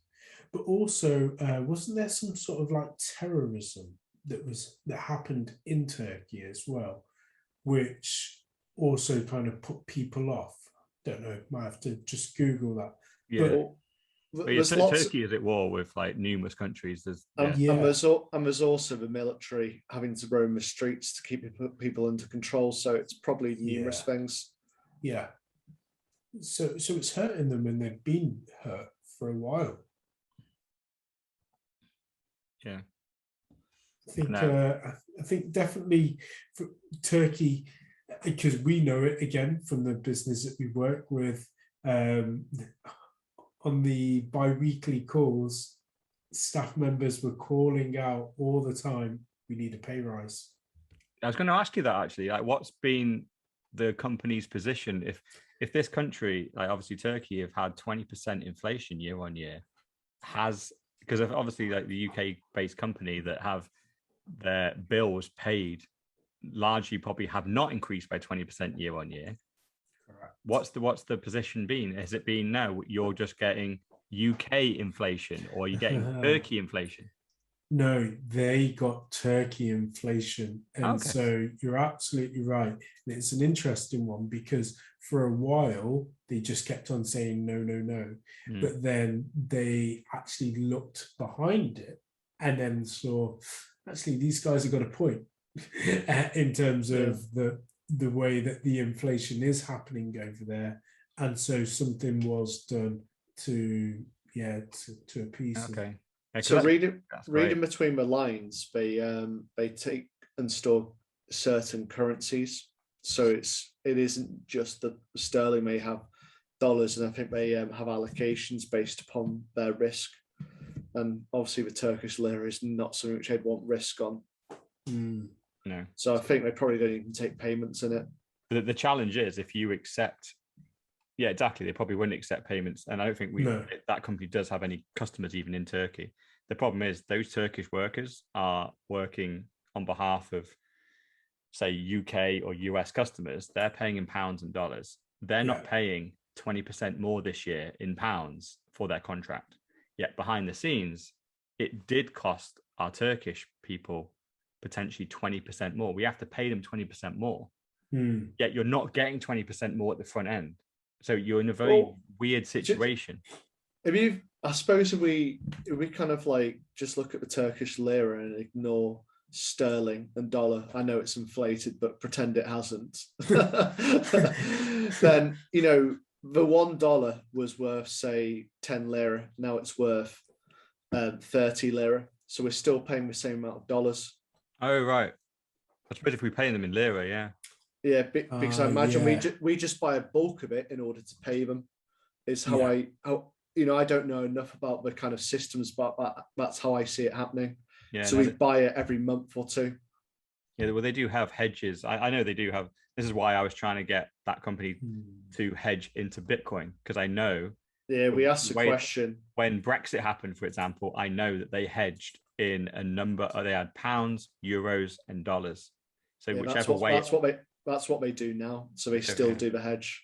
So we did ask a question about Bitcoin, and it was kind of, they didn't say it explicitly, but they did talk around having hedges in different currencies. But Bitcoin is not what I consider at the moment. I had a very interesting call this morning. No, this afternoon with somebody internally. We'll talk about it off camera and off pod, and we'll pick up on it maybe on tomorrow's meal. Conversation for tomorrow. Yeah. People like, God damn it, we want to hear what that is. Yeah. But, I have to mention names, and I don't want to mention people's names. And that one person who is trying to shill Come Rocket in the comment section. Right, interesting. Turkey. I think it's a very short discussion point really about Turkey. I think it's just another point which is further proof towards the Bitcoin standard. If you look at the Turkish lira, it's just trending downwards. Slow and steady, and everyone's losing faith in it. Well, every currency goes to zero, but theirs is going a lot quicker. Yes. Yeah. What would be really interesting, and I've thought about this actually, and that's providing we never get cancelled, is the show would be even more interesting. Should we, as we are right now, be doing it live on YouTube with viewers that are based in the country to then give us their update and feedback, and then give us real-time updates? Because we're obviously mentioning all of these countries, from Pakistan to Turkey to El Salvador. It'd be great to get that customer interaction. So if you are listening, leave the comments. I was going to say, we'd have to get more than 2 viewers. Yeah. Otherwise, we'd just be answering questions from Tom. Yeah, consistency. I guarantee it's consistency. Consistently pumping the podcast out. It's there, available on all streaming services and platforms Wednesday onwards, and the others I believe will die off, and we just need to continue to do it. As long as there's one of us, even if you could literally have still a one-man podcast if everybody was busy, and you just talk about the things and just rant and rave. That's what people on radio do. Yeah. Essentially they hope and pray someone's listening. Yeah, especially when you got chat and as you're talking through something, essentially instead of having people on the pod, you have chat asking you questions or saying, that didn't make sense, what do you mean by that? And we could jump into live streaming if you wanted to do it. I think going on to something which is kind of related to Turkey is the USA going broke. So apparently in October, according to Janet Yellen, warned of a US default, but it seems like this is pretty much a standard thing, because the US can't go broke. If the US goes broke, pretty much every other country goes broke, doesn't it? It does. So I think it's just a strategy so they can either print money or hike taxes. Yeah. Well, I think that naturally they won't go broke, because Big Brother will come in riding on the white horse to save them, as always, the Fed. But I think what's different this time is the time frame in terms of getting everything passed to then be able to increase the deficit that they're working on. Didn't they knock back a load of money printing last month or the month before? Yeah. So that this will be why this is a repercussion. So this is where it's just spending it in order to get something through. So do you remember when Go on. Sorry. I was just going to say it's no surprise. It's like, you know, some of the things which I mentioned on this outtake was it's a fake economy. It's going to crash at some point. Yeah. When do you take the plaster off? And that's, you know, kind of going towards sound money. Or do you keep on going, faking it, and you end up in this absolute horrendous cycle which we're in? Yeah, definitely. I think, and there's only a few times that we've discussed this in terms of when Bitcoin is going to rise, but should they default, then I would expect a big spike in Bitcoin. The other time was when we knew the Saylor was putting on the event with various different companies. But I've just got a sneaky suspicion that should something happen on or around this date, then there'll be a rise, because people click, aha, you know, we talk about it all the time. It's fake. It's just, it's, you know, it's just built on a house of sand, basically, and it's all about to fall over. Yeah, we're getting at point. I think one of the other comments was they're getting destroyed by gaslighting at the moment. It's so true. Yeah. You just don't know what to believe. You think everything's a crock of shit.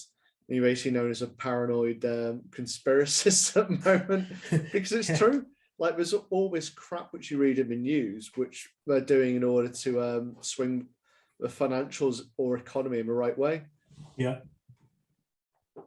Yeah. What's your thought, Skaz?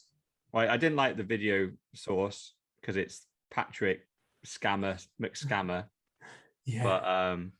But yeah, I thought it was all right. Like, it's one of those where, yeah, they're trying to predict stuff, and yeah, do I think they're going to default in October? No. Do I think they've really declined the money that Biden wants? You know, I think he wants $6 trillion or something. No, I don't believe that's real. I think they're just pretending that it's democracy. They're pretending that they have due process. They print whatever fucking money they want to print, and they print it whenever they want to print it. So, do I think they're going to go bust in October? Nope. I don't think they're going to get close to going bust. They can print another $6 trillion. They can keep this scam going. Why not 6? Why not 9? Exactly. But if you go back about 2 years, printing $1 trillion was unthinkable. Yeah. It was all billions, and very quickly we've got used to trillions now. And $1 trillion is such a ridiculous number. Well, it's like it's a drug addict, isn't it? I think that's the best comparison. So like you start off with a little bit, and when your resilience comes in, you need more, you need more, you need more, until it ends up as something which will end you. It will kill you. Yeah. I was watching the video, and they were trying to go through like, oh, interest rates are crazy low at the moment. Like, it's basically 0% on mortgages and stuff. Whereas you go back to the 80s, it was 16%. And the two guests the guy had on was going, well, what should it be? What is the perfect number? And he didn't really have an answer. He kind of dodged it and just fluffed. And in reality, the biggest problem, like when you talk about interest rates on mortgages, I don't think it's actually the interest rate that really matters as much. The biggest thing that has been corrupted is the value of the house itself. That is the thing that has got completely out of kilter. I think it's fine paying 16% on a mortgage if it's only a 7-year mortgage on a house that's worth 50 grand, and that's a 3-bedroomed house for a family. And it's something like 3 times your salary, whereas an average salary. Whereas now we're 10 times an average salary. Yeah. So the problem is, it's nothing about interest rates. There's nothing you can do. Like, they've literally done all they can of interest rates. They put it down to fucking 0, and it still doesn't work because house prices are so ridiculously high and wages are so ridiculously low that someone is not going to pay off their mortgage even at 0%. So it almost doesn't matter what they do. It's unless you just randomly just halve the value of houses, or 75% reduction of house prices. In reality, globally, that is what they need to do. Exactly. But they are never going to do that, because that's the asset of the elite. They are not. I was going to say, like, literally, I think it goes back to minimum wage article. You're literally adding on another 40-50% onto everyone's salary in order to even things out until they inflate the currency again, and you end up with a massive discrepancy. So like we're in the eternal cycle. You can try price fixing, try wage fixing, but it's always going to get out of control. And not only it's the asset of the elite, don't forget that it's really the banks that own the properties, because the majority of people have mortgages. And so why would they want to, essentially wipe out the money that they know is coming back to them and owed to them, especially in a country which we live in, which is an island, which is scarce in terms of land, and they have kind of doctored the scarcity by not building enough properties as well. So I just don't think that they'll ever do that. No, they won't. But that is actually what they would need to do. Yeah, that would fix exactly. That would fix it, but it would screw a load of people out. Say like you guys, you guys have worked hard for what you've got. You've managed to play on the old rules.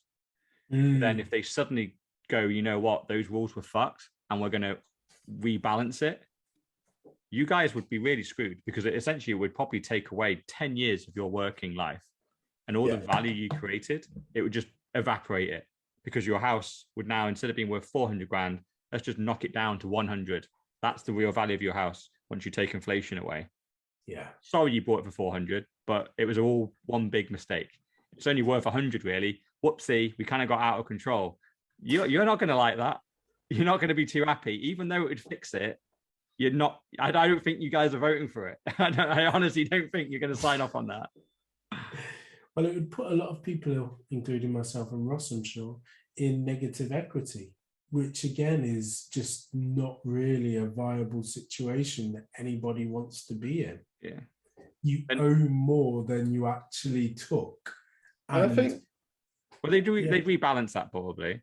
I think but still, you'd still have gone like, you could have paid off 250, 300. Yeah. And then they suddenly go, oh, actually, we'll wipe off the extra 100 you owe, but now your house is only worth 100. You're like, well, hold on. Where did the other 250 go? Like, it evaporated. Sorry about that. You were the collateral damage in the correction. Yeah. And you wouldn't be happy with that. But it's never going to happen, because too many rich people will get burnt with their, £7 million houses, £20 million houses. Like whilst we're kind of like somewhere in the middle class, the elites wouldn't stand for that when they're going, well, I paid 40 million for that house or whatever the hell it is. So you say that, but on a Bitcoin standard, this is coming. Fair pricing is coming. This inflated bullshit is going to go away. So we just got to pray that it happens. D-Day is coming. D-Day is coming. It's not going to happen. It's not going to happen on a fiat standard. It's going to happen on a Bitcoin standard. I was going to say D-Day or B-Day. BJ Day. In the glory hole. Kind of moving away from this, there's one which I don't think requires much time on it, mainly because I couldn't read the article, and I read the title. It made me feel extremely stupid. So Bitcoin transactions could generate the weight of 128,000 grand pianos and waste electronics per year, researchers predict. And I saw this, but I couldn't actually view the article. And I just went, this sounds like most nonsense. I'd seen it on Twitter, I think, and people are just ripping the piss. So I was just like, well, I can make up some stats as well.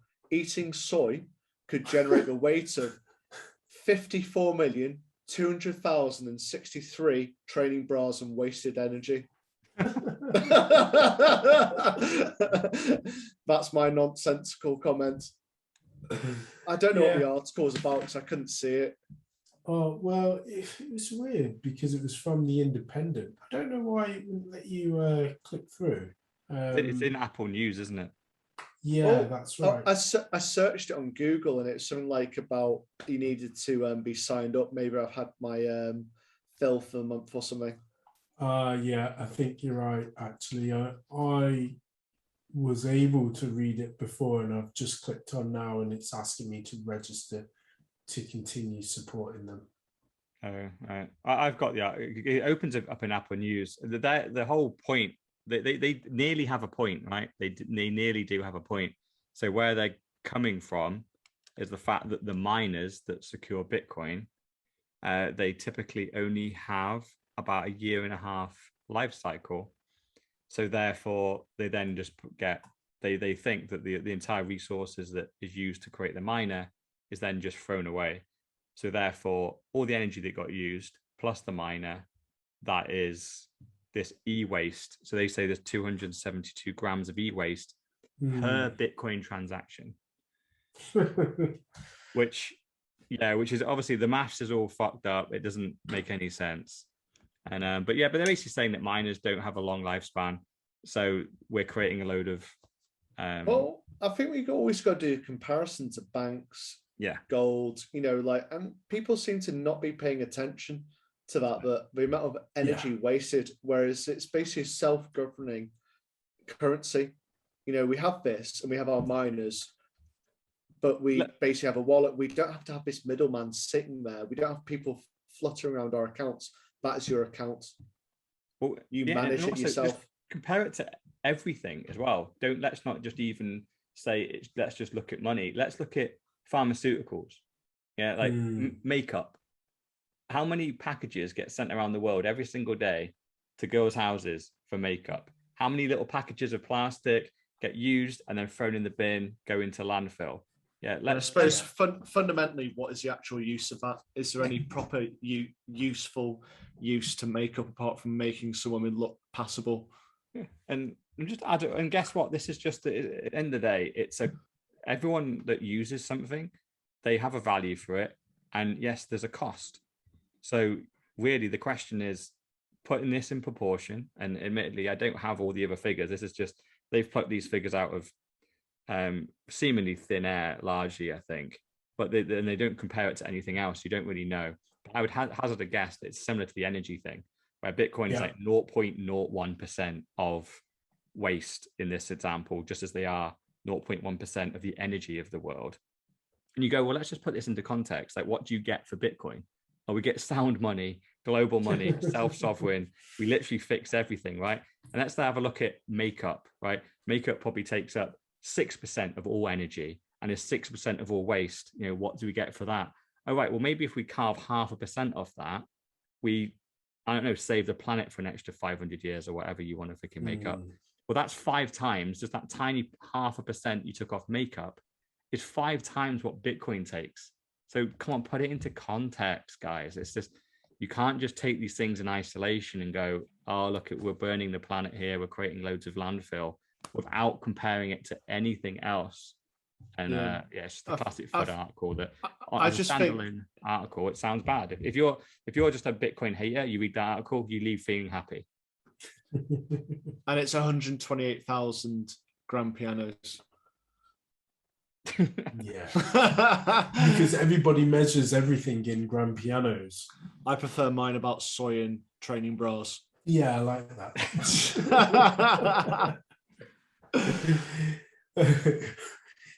You're going to continue to get us cancelled, aren't you?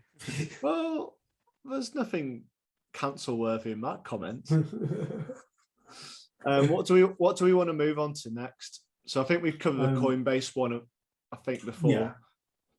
Well, there's another Coinbase one on there, which is this follows on from last week, right? We were talking about last week about Coinbase arguing about whether they can do the staking and stuff, and essentially they got shut down. But then they were debating like what is a security and stuff and all that, and this is where it came out, right? The SEC now is going, hold on, these are securities, and not only is what you wanted to do a security, but a load of the tokens that you already sell on Coinbase, these are securities. So we're coming for you. And this is what happens, right? They're centralized projects. They're essentially, all a security really means is it's like a company that you invest in. The company does work, and then your investment goes up in value. That is a shitcoin. all shitcoin, like a lot of them don't do the work, right? Or the work that gets done by the team is incompetence, and the coin goes to zero. But weirdly, if you're lucky and the coin you invest in, the coin does work, and then your investment goes up. So Shitcoins are securities. They're centralized. The only reason why Bitcoin is not a security is because it's decentralized. There is not a single source of people. People just come together, and the SEC has already said Bitcoin is not a security. Shitcoins have CEOs, they have organizations, they have PLC companies. They should be really listed on the stock exchange, and you can buy shares in them that way. Instead, they bypass those rules and go, oh, no, we're just going to issue our shares on the blockchain. But guess what? If you're an American organization and you do that, you're essentially just bypassing the security laws that exist in America. So therefore, all the investment protection isn't there. You can do whatever the fuck you want. You're technically not breaking any laws unless the SEC decides you're actually a security. And it looks like the SEC are coming for Coinbase. And this is going to probably end a lot of shitcoins, because once they get shut down, they're going to get delisted from Coinbase. They're going to disappear. You can't trade them. The values go to zero. It'll be over. Coinbase have always been quite hesitant which shitcoins they list in comparison to other exchanges. But of course, they list shitcoins. Okay. So I think it's just probably one of the facts that you only need to spend 5 minutes, if that, looking at Coinbase Pro and the fees that they're making just off Bitcoin alone. And they know, there's a lot of profit to be made and had, and they want a piece. I think once shitcoins disappear, I'm hoping that, people concentrate on Bitcoin a bit more. Yeah. But I will be gutted when Dink Doink goes to zero. What fully goes to zero? You were looking at the price last week, I heard, and where is it now? It's hovering just above zero. It was down like 99.8%. It never got going. I think literally, what's his name and all his friends just cashed out straight away. Yeah. The bizarre thing is, right, all you have to do really as a shitcoin is register yourself as a security. Just do it. There's a load of compliance you have to do. You probably have to have a couple of lawyers on board, but the type of money they raise, they could do it. So this doesn't actually kill the shitcoins. All it does mean is they get big fines for the fact that they launched and were selling an unregistered security for a period of time. So lots of fines come in. But all you really need to do if you are a shitcoin is just register. Just register with the SEC, tell them what you're doing, pay some lawyers, and you can carry on. And to a certain extent, I don't mind them doing that. It's absolutely fine, right? This is essentially what you then admit that you are, is you're just a company on the stock exchange. You happen to have a token instead of shares, but you're trying to solve a problem. It isn't sound money, because no sound money can't have a company, because the government will just come knock on your door and go, shut the fuck up. So you're just trying to do something else. You're trying to sell NFTs. You're trying to sell cats on the blockchain. Good luck to you. If people want to buy your cats on the blockchain, good luck. And just register with the SEC, just as you would with any other PLC. You're a game. You're a computer game. Fine. I don't mind. And but at least you're admitting you're not decentralized. You're centralized. But I think a lot of people don't appreciate the decentralized part because they're just going in to make money. And I think, a lot of people don't realize the actual value of Bitcoin versus whatever else, your Stellar Lumens or what the hell else shitcoins are out there at the moment. So hopefully it's a bit of a lesson. It'll be interesting to see how it plays out, because I think it is a hell of a problem when the American government comes after a company, as we've seen with various others, and how their behavior has changed since.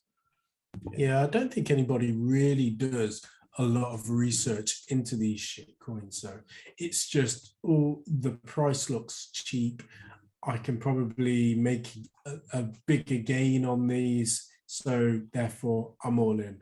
But the problem, what I do find, not that I read them, but just through the Coinbase free stuff that they've given out, they actually try to use the word decentralized within it.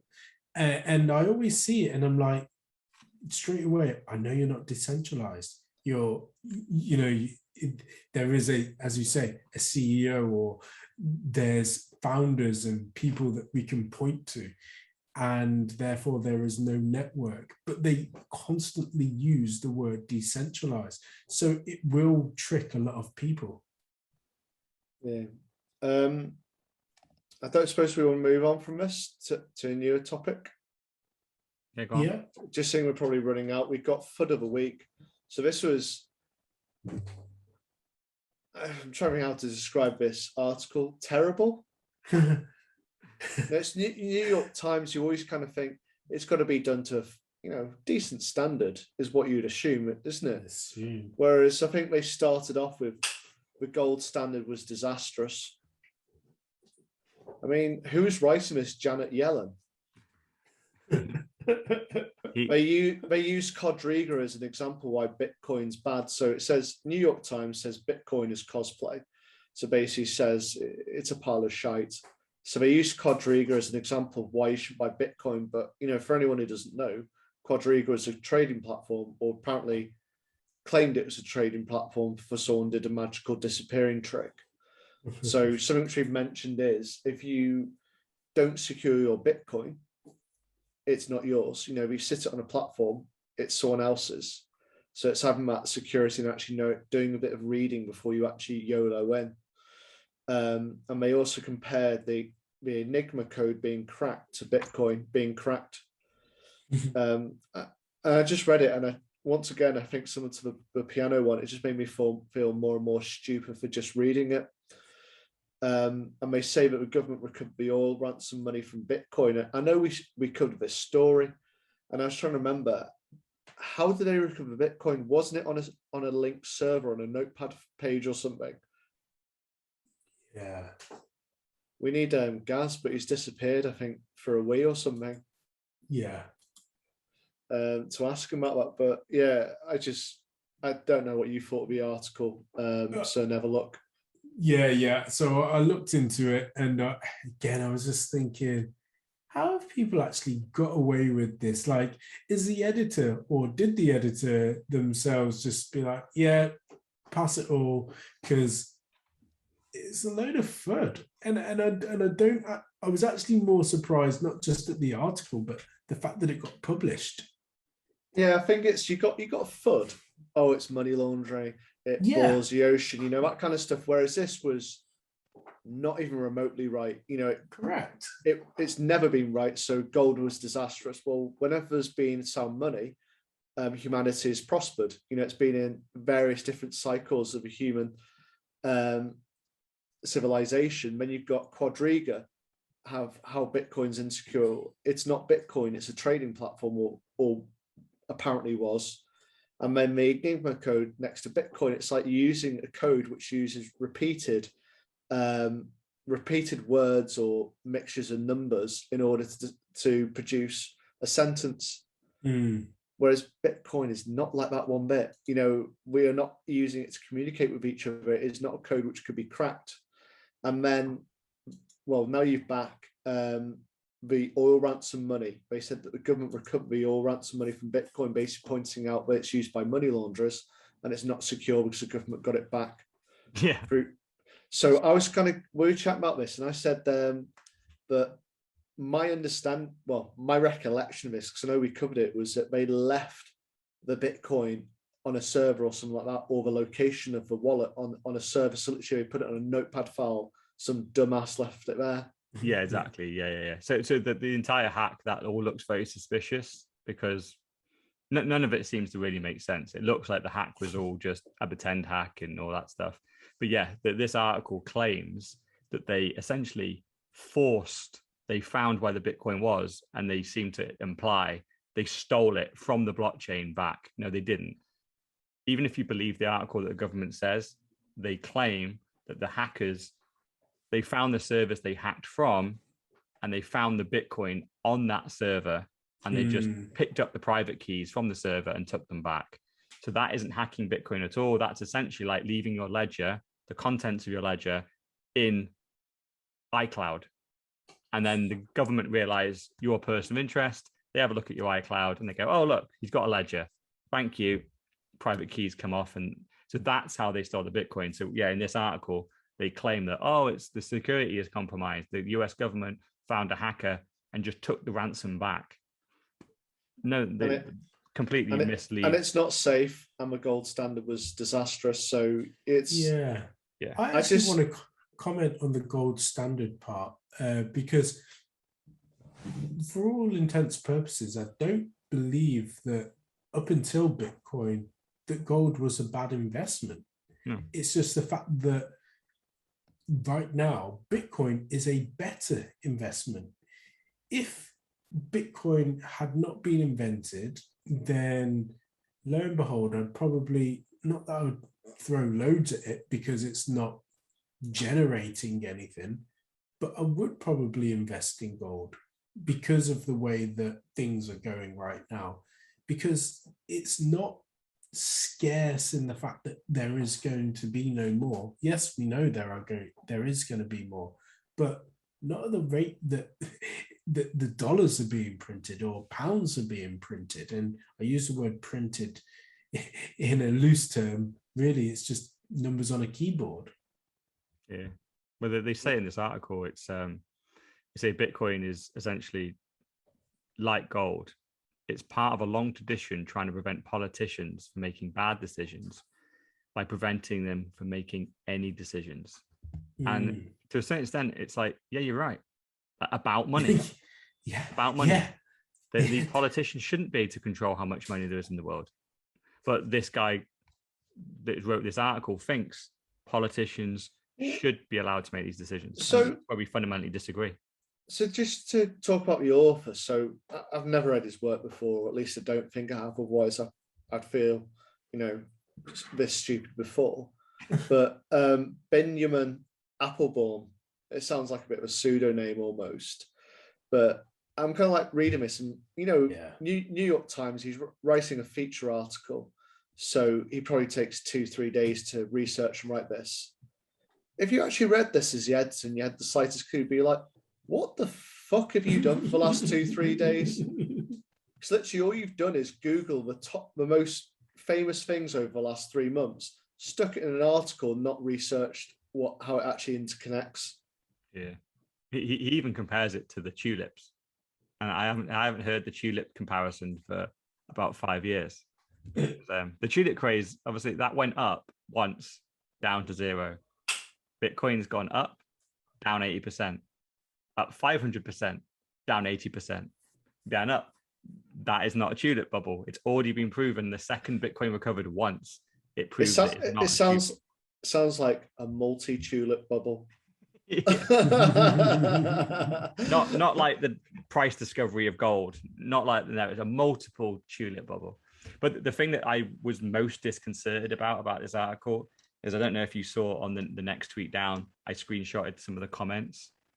And it was Colin is saying, invest in my new digital currency, Ponzi coin. It'll make you millions.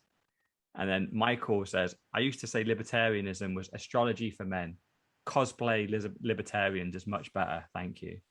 So fundamentally, the comments are in support of the article. They're loving it.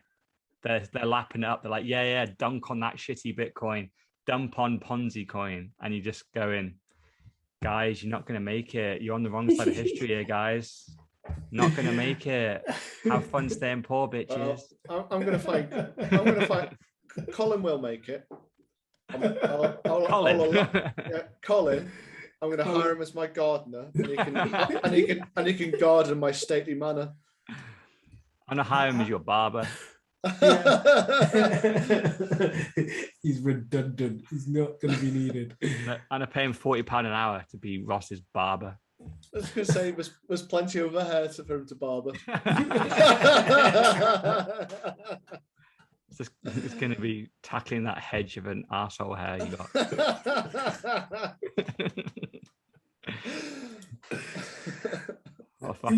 When you read things like this, I always just have to take a step back, because I also had a friend that commented about Bitcoin and how it was like a scam and a scheme. Actually, sorry, not a scam or a scheme. It was, it's just a fad.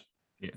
And I didn't even have the desire to then say, did you did you delete his number if he's a friend and he's no longer a friend? No, I didn't. No.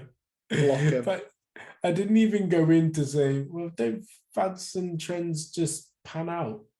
after a short space of time, and 12 to 13 years is kind of like a long time so far. And, again, I was just thinking, I'm going to worry for you, as I have been looking at the price this week, going against my normal whole Sir Never Look, because I got a flash news report from, lo and behold, the BBC. Bitcoin's crashed, and yesterday, and I was just like, what? And so I click on it. God. Oh, it's a 7% dip. Yeah, I'm like, shut up.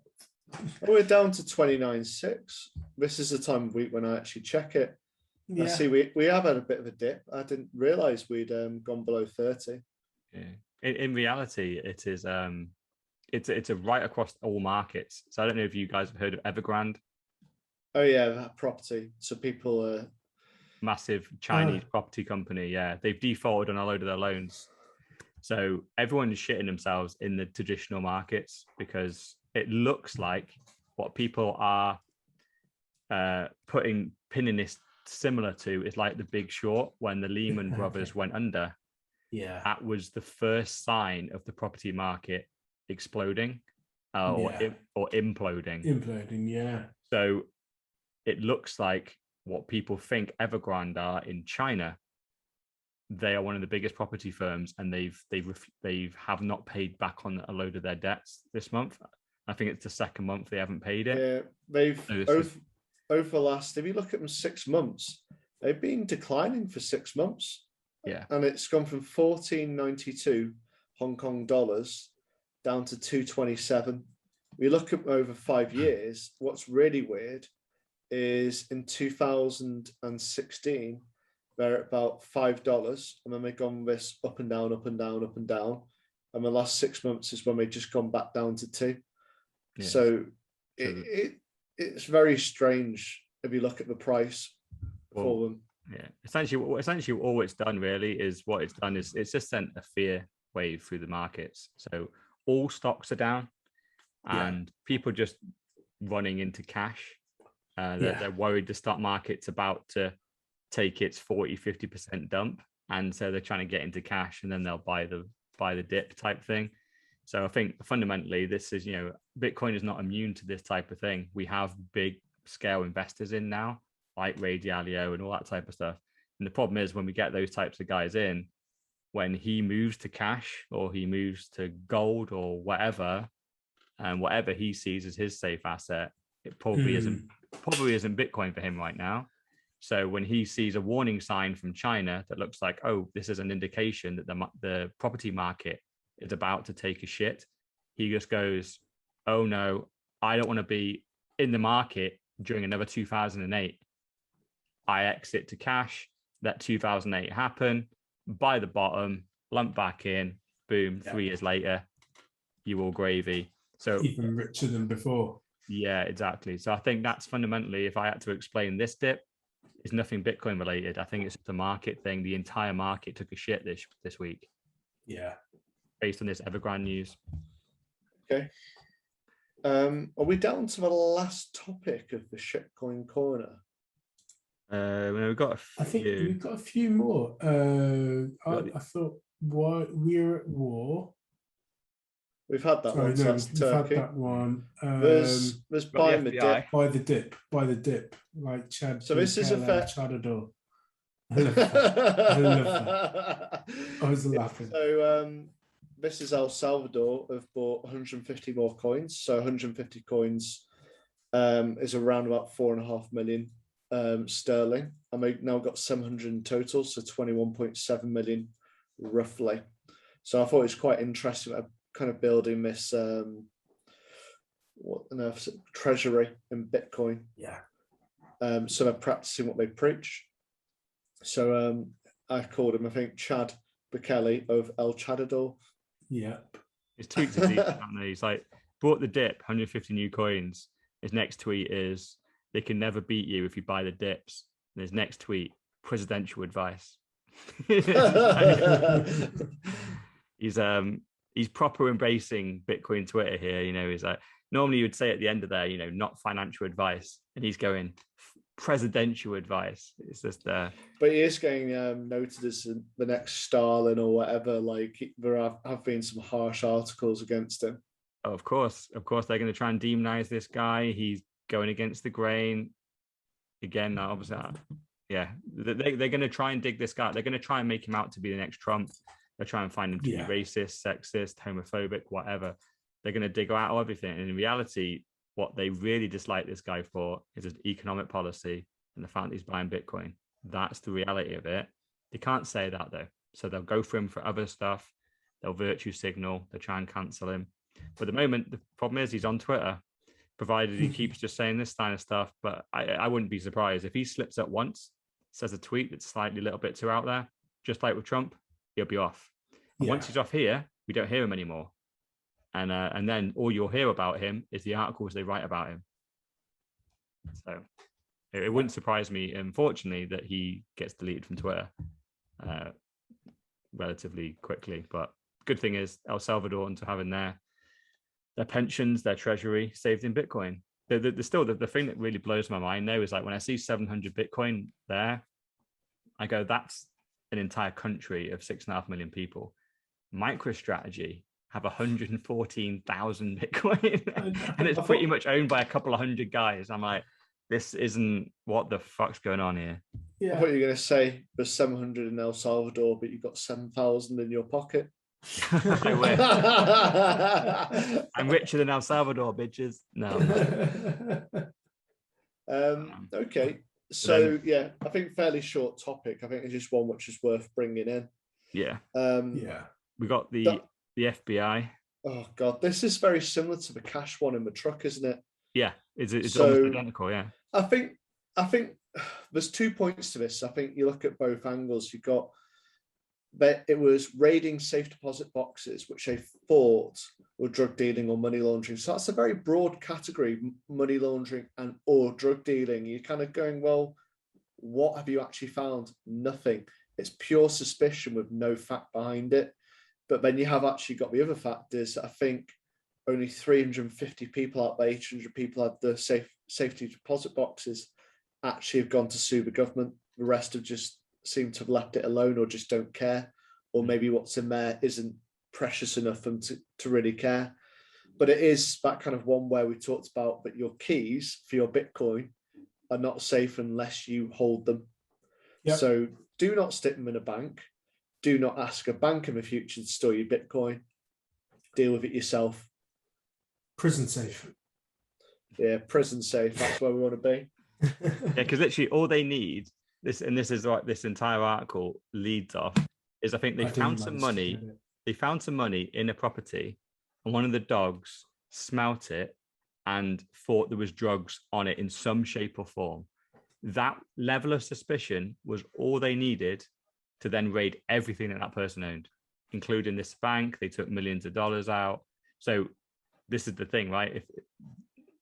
If they suspect you, if they don't like you, it doesn't take much for them to need to justify, we have justified suspicion, and then they unlock everything. And then once they unlock it, they can keep it and suspend you from it. And you have to prove, and in a court of law, why you should have it back. Suddenly now they have your money. Yeah. And you have to prove in a court of law why you should have it back. And you don't want to be in that situation, right? But it was an assumption, like we've talked about before. I think, what is it, something like 20 or 30% of all banknotes have traces of drugs on them from cocaine usage. So to use that, it's, literally you've got a 1 in 3 or 1 in 5 chance of the money which you're storing there through no fault of your own, having that as a basis of actually taking this away. So there was jewelry, it could be family heirlooms. There was rare coins, precious metals. So people were storing their gold and they just took it. Yep. Yeah. Oh, and the other thing which I love, rubber bands are indicators of drug trafficking or money laundering if you have it on cash, not because you want to bundle the cash together. It's the thing, right? You assume guilty until proven innocent. Yeah. And no, again, guys, I'm telling you, convert your words into pictures. Get them memorized. I thought you were talking about NFTs for a minute then. No. Nice segue. I was just going to say we need the pucks. So the last comment which I got missed is in civil forfeitures, no criminal conviction is required in the States. Yeah. That is absolutely phenomenal. That is just horrendous. What a surprise. The government have very strange laws when it comes to money and confiscation. They don't need to charge you of anything. They can just confiscate it through suspicion indefinitely. And you have to prove that it's yours to get it back. They don't have to prove it isn't yours. Well, as soon as you hand the money over, it's theirs. Yeah. It's So I think it's just don't store shit in banks. But I think it's maybe delving in 1 week in order to storage. So like you're saying, through pictures. So talking about different ways of doing it might be worth talking through that topic and doing a bit of research. So next week's been bag seed for the tin hat week. The great reset week, motherfucker. Tinfoil hat. Reset week. I'm gonna have my tinfoil hat made for next week. And then if we talk about storage another week, I think it'd be a really good set of subjects which we could cover. Yeah, you're right, actually. And I feel like on Coinbase, in their FAQs, they talk about the type of storage, not only from a coins perspective, but also your cash as well. So I'll definitely make sure I'll do some research on that and cover that as well. Yeah, we'll just have to make a few topics on that. Yeah. Because the problem is, like, no matter what Coinbase say, largely what they're insuring you against there is their failure. But if the government come in and suspect you, so say they, just like they did with this guy, they raid your house, a dog sniffs drugs on some note, they can suspend all your assets. That includes your Coinbase assets. So it doesn't matter what Coinbase insures, it's gone. And the government will just take it. They will empty your account, and then you will have to go to a court of law to get your Bitcoin back. Yeah. Why it is not safe on Coinbase in this type of instance. Like, you're insured against Coinbase failing, you're not insured against the government stealing it. But yeah, so we talk about NFTs there. We talk about NFTs quite a bit recently, but this is just a nice little story. It's a bizarre one, actually. So OpenSea is probably the biggest exchange for NFTs there is on the market. And weirdly, it was their head of product. So he's a guy after my own heart, a product guy. But he realized that every time an NFT got put on the front page, the price of that NFT went sky high. So what he did is, before they went on the front page, he was like, I might buy a couple of these bad boys. And then once they went onto the front page, all the morons would buy it, and he would just dump it on them. And bizarrely, this guy, like, a lot of people have they've tracked his ETH addresses. This is the benefit of the blockchain, I must admit.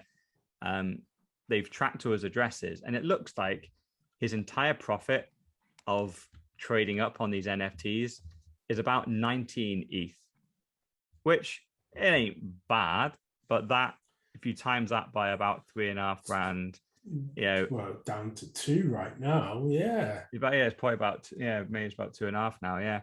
So in reality, he made about like 60-70 grand, right? This guy was the head of product on the exec board for OpenSea. He had shares worth potentially billions, and he wanted to front run some NFTs to make 60 or 70 grand.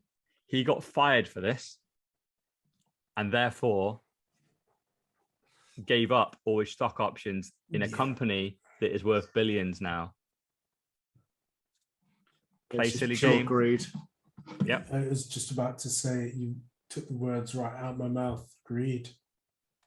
Wanted a bit more, didn't he? Wanted a bit more. On paper, this guy was probably already a billionaire. He was like, "Now I want another 70 grand."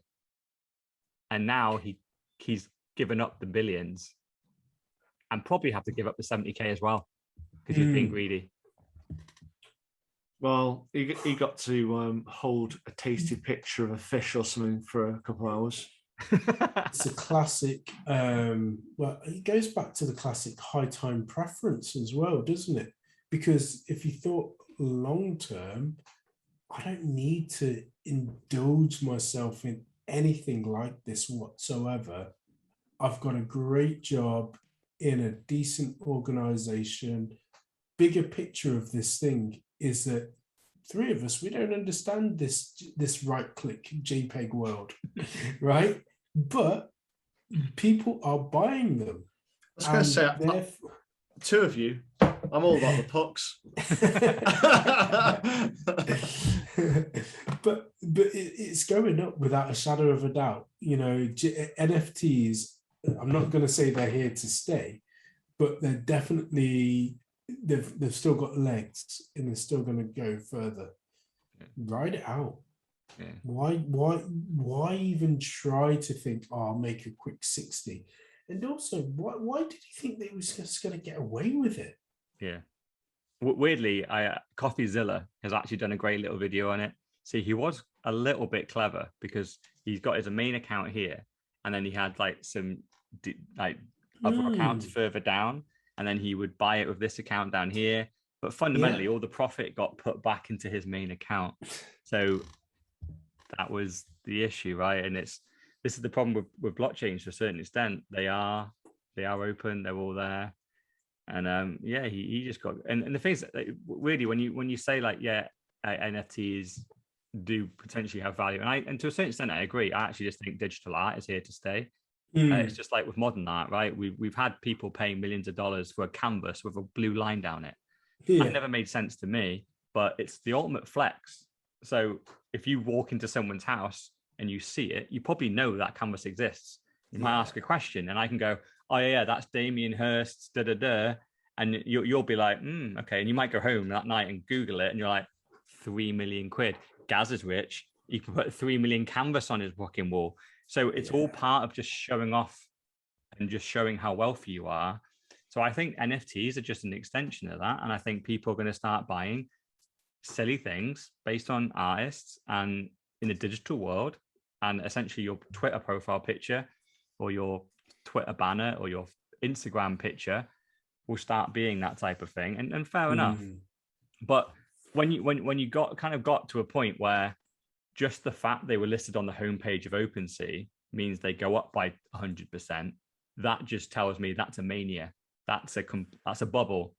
They're not being sold on value here. They're being sold on whatever's on the front page. People just fucking clicking by. And that only lasts for so long. So when this bubble pops, and I think weirdly, over the last 2 days, since that Evergrande news hit, and then the stock market took a shit, then Bitcoin took a shit, NFTs have really, really dumped. So this is one of the things, isn't it? Like the stock market will dump by a little bit. Bitcoin dumps by a bit more. Shitcoins go by even more. NFTs have just bottomed out. It's like the quality of the asset gets lower in value there.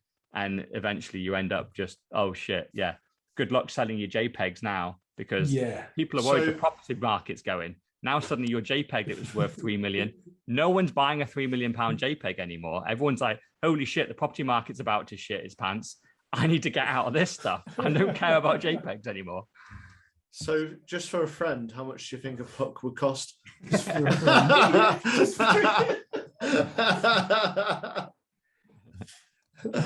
I'll sell you one for like 1 million sats.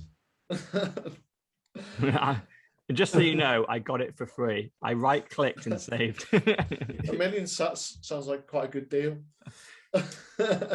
I'll sell you 3. So we're on to Shitcoin Corner finally. Is that the final story of the week? Yeah. So I read about this. It talked about an Ethereum killer and so on. Yeah. And I was just like, well, won't Ethereum just kill itself? Well, this is a new thing, right? Because Ethereum is meant to be the Bitcoin killer, and then Ethereum didn't do that, but became a thing. No one knows what the thing is. It's just a thing. Everyone says Bitcoin, then they say Ethereum. Everyone knows what Bitcoin is. It's money. If you ask anyone what they think Ethereum is, they'll just look at you blankly and go, I don't know. But it's been around for long enough that seems like it's got a reputation now. But because it's not done anything, there's a load of Ethereum killers that have popped up. So Solana is the latest one. And price-wise, if you had invested in Solana, you would be quite rich right now. I mean, it's gone up like 200x over the last 12 months. It's gone from obscurity into the top 10. So, I'm not going to knock it. If you were an investor in Solana, fucking well done. Out of the 9,000 shitcoins, this was one of the good ones. It's now taking a shit again.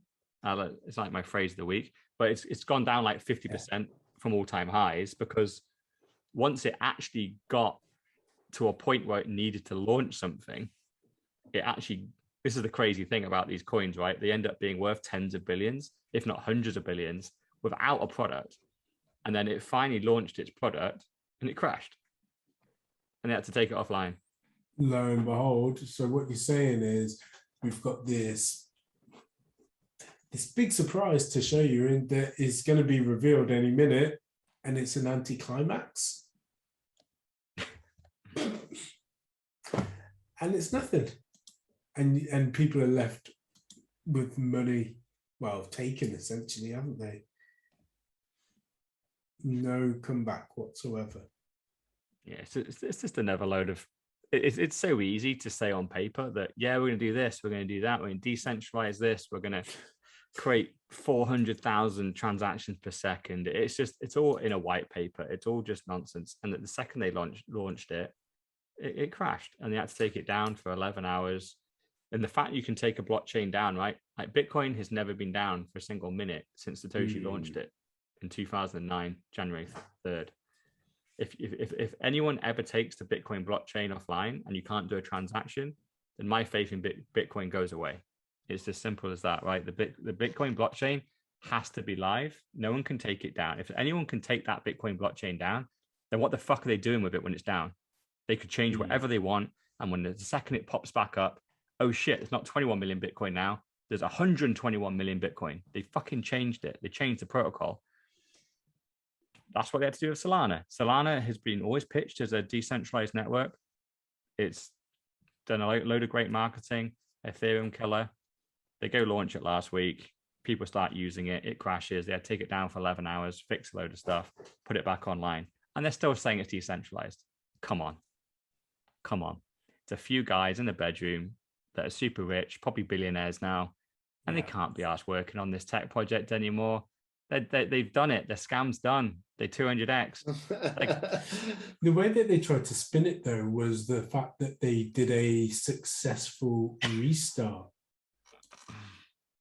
I know. And it was so I suppose Solana as well, it's not one which I'm familiar with. So I saw on the back of this, it caused a 13% dip. So you said 50% below all-time high. I mean, it's proof of stake as well. So it's not proof of work. Whilst I think there's an argument for proof of stake, I think when we talked about it, it kind of makes it's not a truly decentralized network, is my understanding, because the more coin which you have, the bigger say which you have. So like say, government example, if you're trying to stop government overreach, then if the government owns the majority of Solana, then they have the biggest say. Yeah, exactly. Yeah, it's essentially the second you go proof of stake, you're centralized. Proof of stake is essentially exactly what the stock market is. Whoever has the most shares has the most votes. In proof of work, everyone can process transactions, can contribute to the network, and it's even. So yeah, but yeah. There's a tweet in here that says like, "Oh, at least we crashed now instead of having 1 billion users." Like, come on, you had 3 users and you crashed. This isn't a positive. Exactly. This isn't a good thing. Like, don't try and spin it that it is. It's not. Yeah. And so yeah, it's shitcoins being shitcoins, and they promise the world. The second they go out into the live, and again, I just always bring it back to Satoshi, right? Because Satoshi wrote a white paper that was super ambitious, super crazy. It promised the world. He threw it out there on January 3rd, 2009, and it delivered. And we're 12 years later, and it is still working flawlessly. Like last week, we said it's done 700,000 blocks. Every single 10 minutes, a new transaction of blocks has been put out there. It's worked flawlessly for 12 and a half years. It is incredible that he did this. Because here we are, all these shitcoiners, thousands of projects, all very, very well funded, all putting out these white papers. The second they go out live with it, it all blows up in their face. Like, let's just really appreciate Satoshi. And actually, weirdly, that must mean we missed a story, because I put in here that Hungary put out a statue of Satoshi. Don't know if you guys saw it. Yeah. But it's quite a cool like gold statue, which is quite ironic. It's in like a bronze statue, and it's a good place to end it, because let's just leave on fair play to Hungary for kind of honoring Satoshi. It's a really cool statue. I've got it as my phone background at the moment. It looks really cool, and it's nice. I suppose my question is why have they got a statue? I mean, who did it?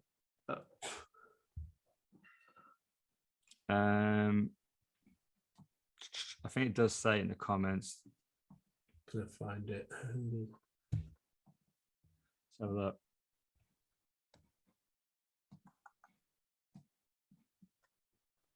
Yeah, I think they just say it's just a cultural thing. I think it's a little bit like representing artists and scientists, but there was a funny part of it, because there's a picture somewhere. I think it's not on here, but basically there was some Hungarians that were at this event, and there was 4 or 5 guys there, all looking quite smart, all wearing similar clothes, all wearing sunglasses, all had their wallets in their front pocket, all had the same watch on, and essentially they were like, "This is the fucking FBI."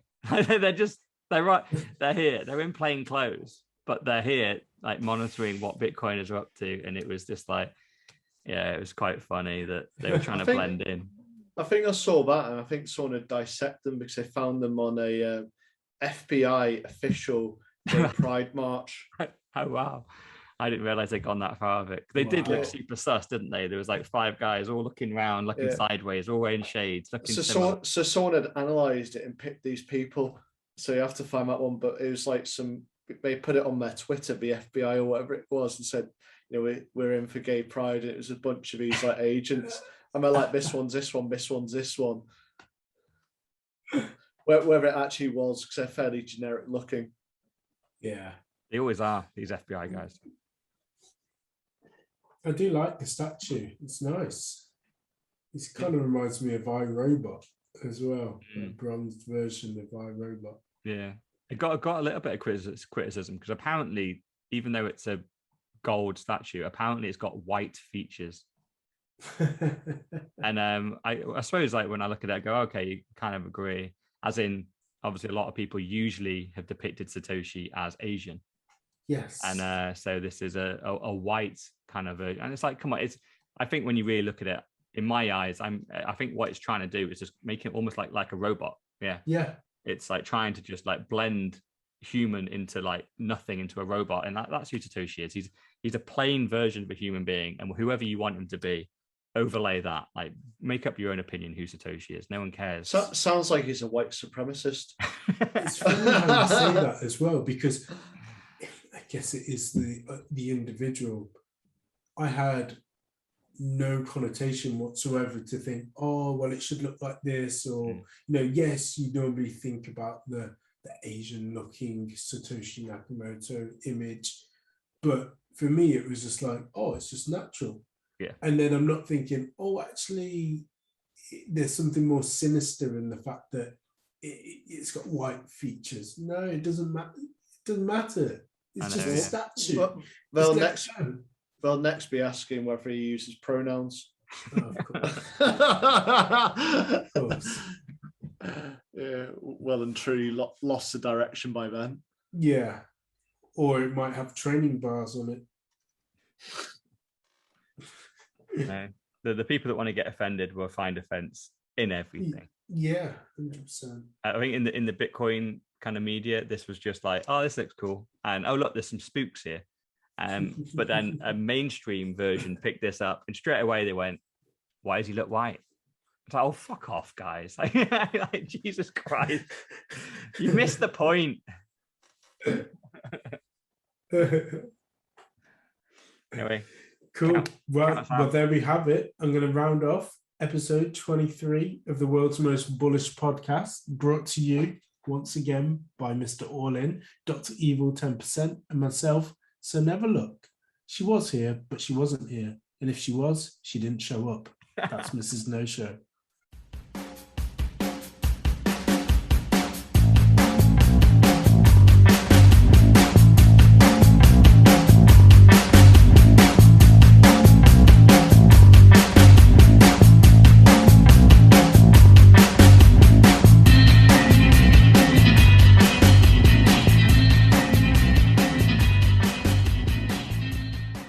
Yeah, fellow plebs, if you want to hear us, then yeah, tune in.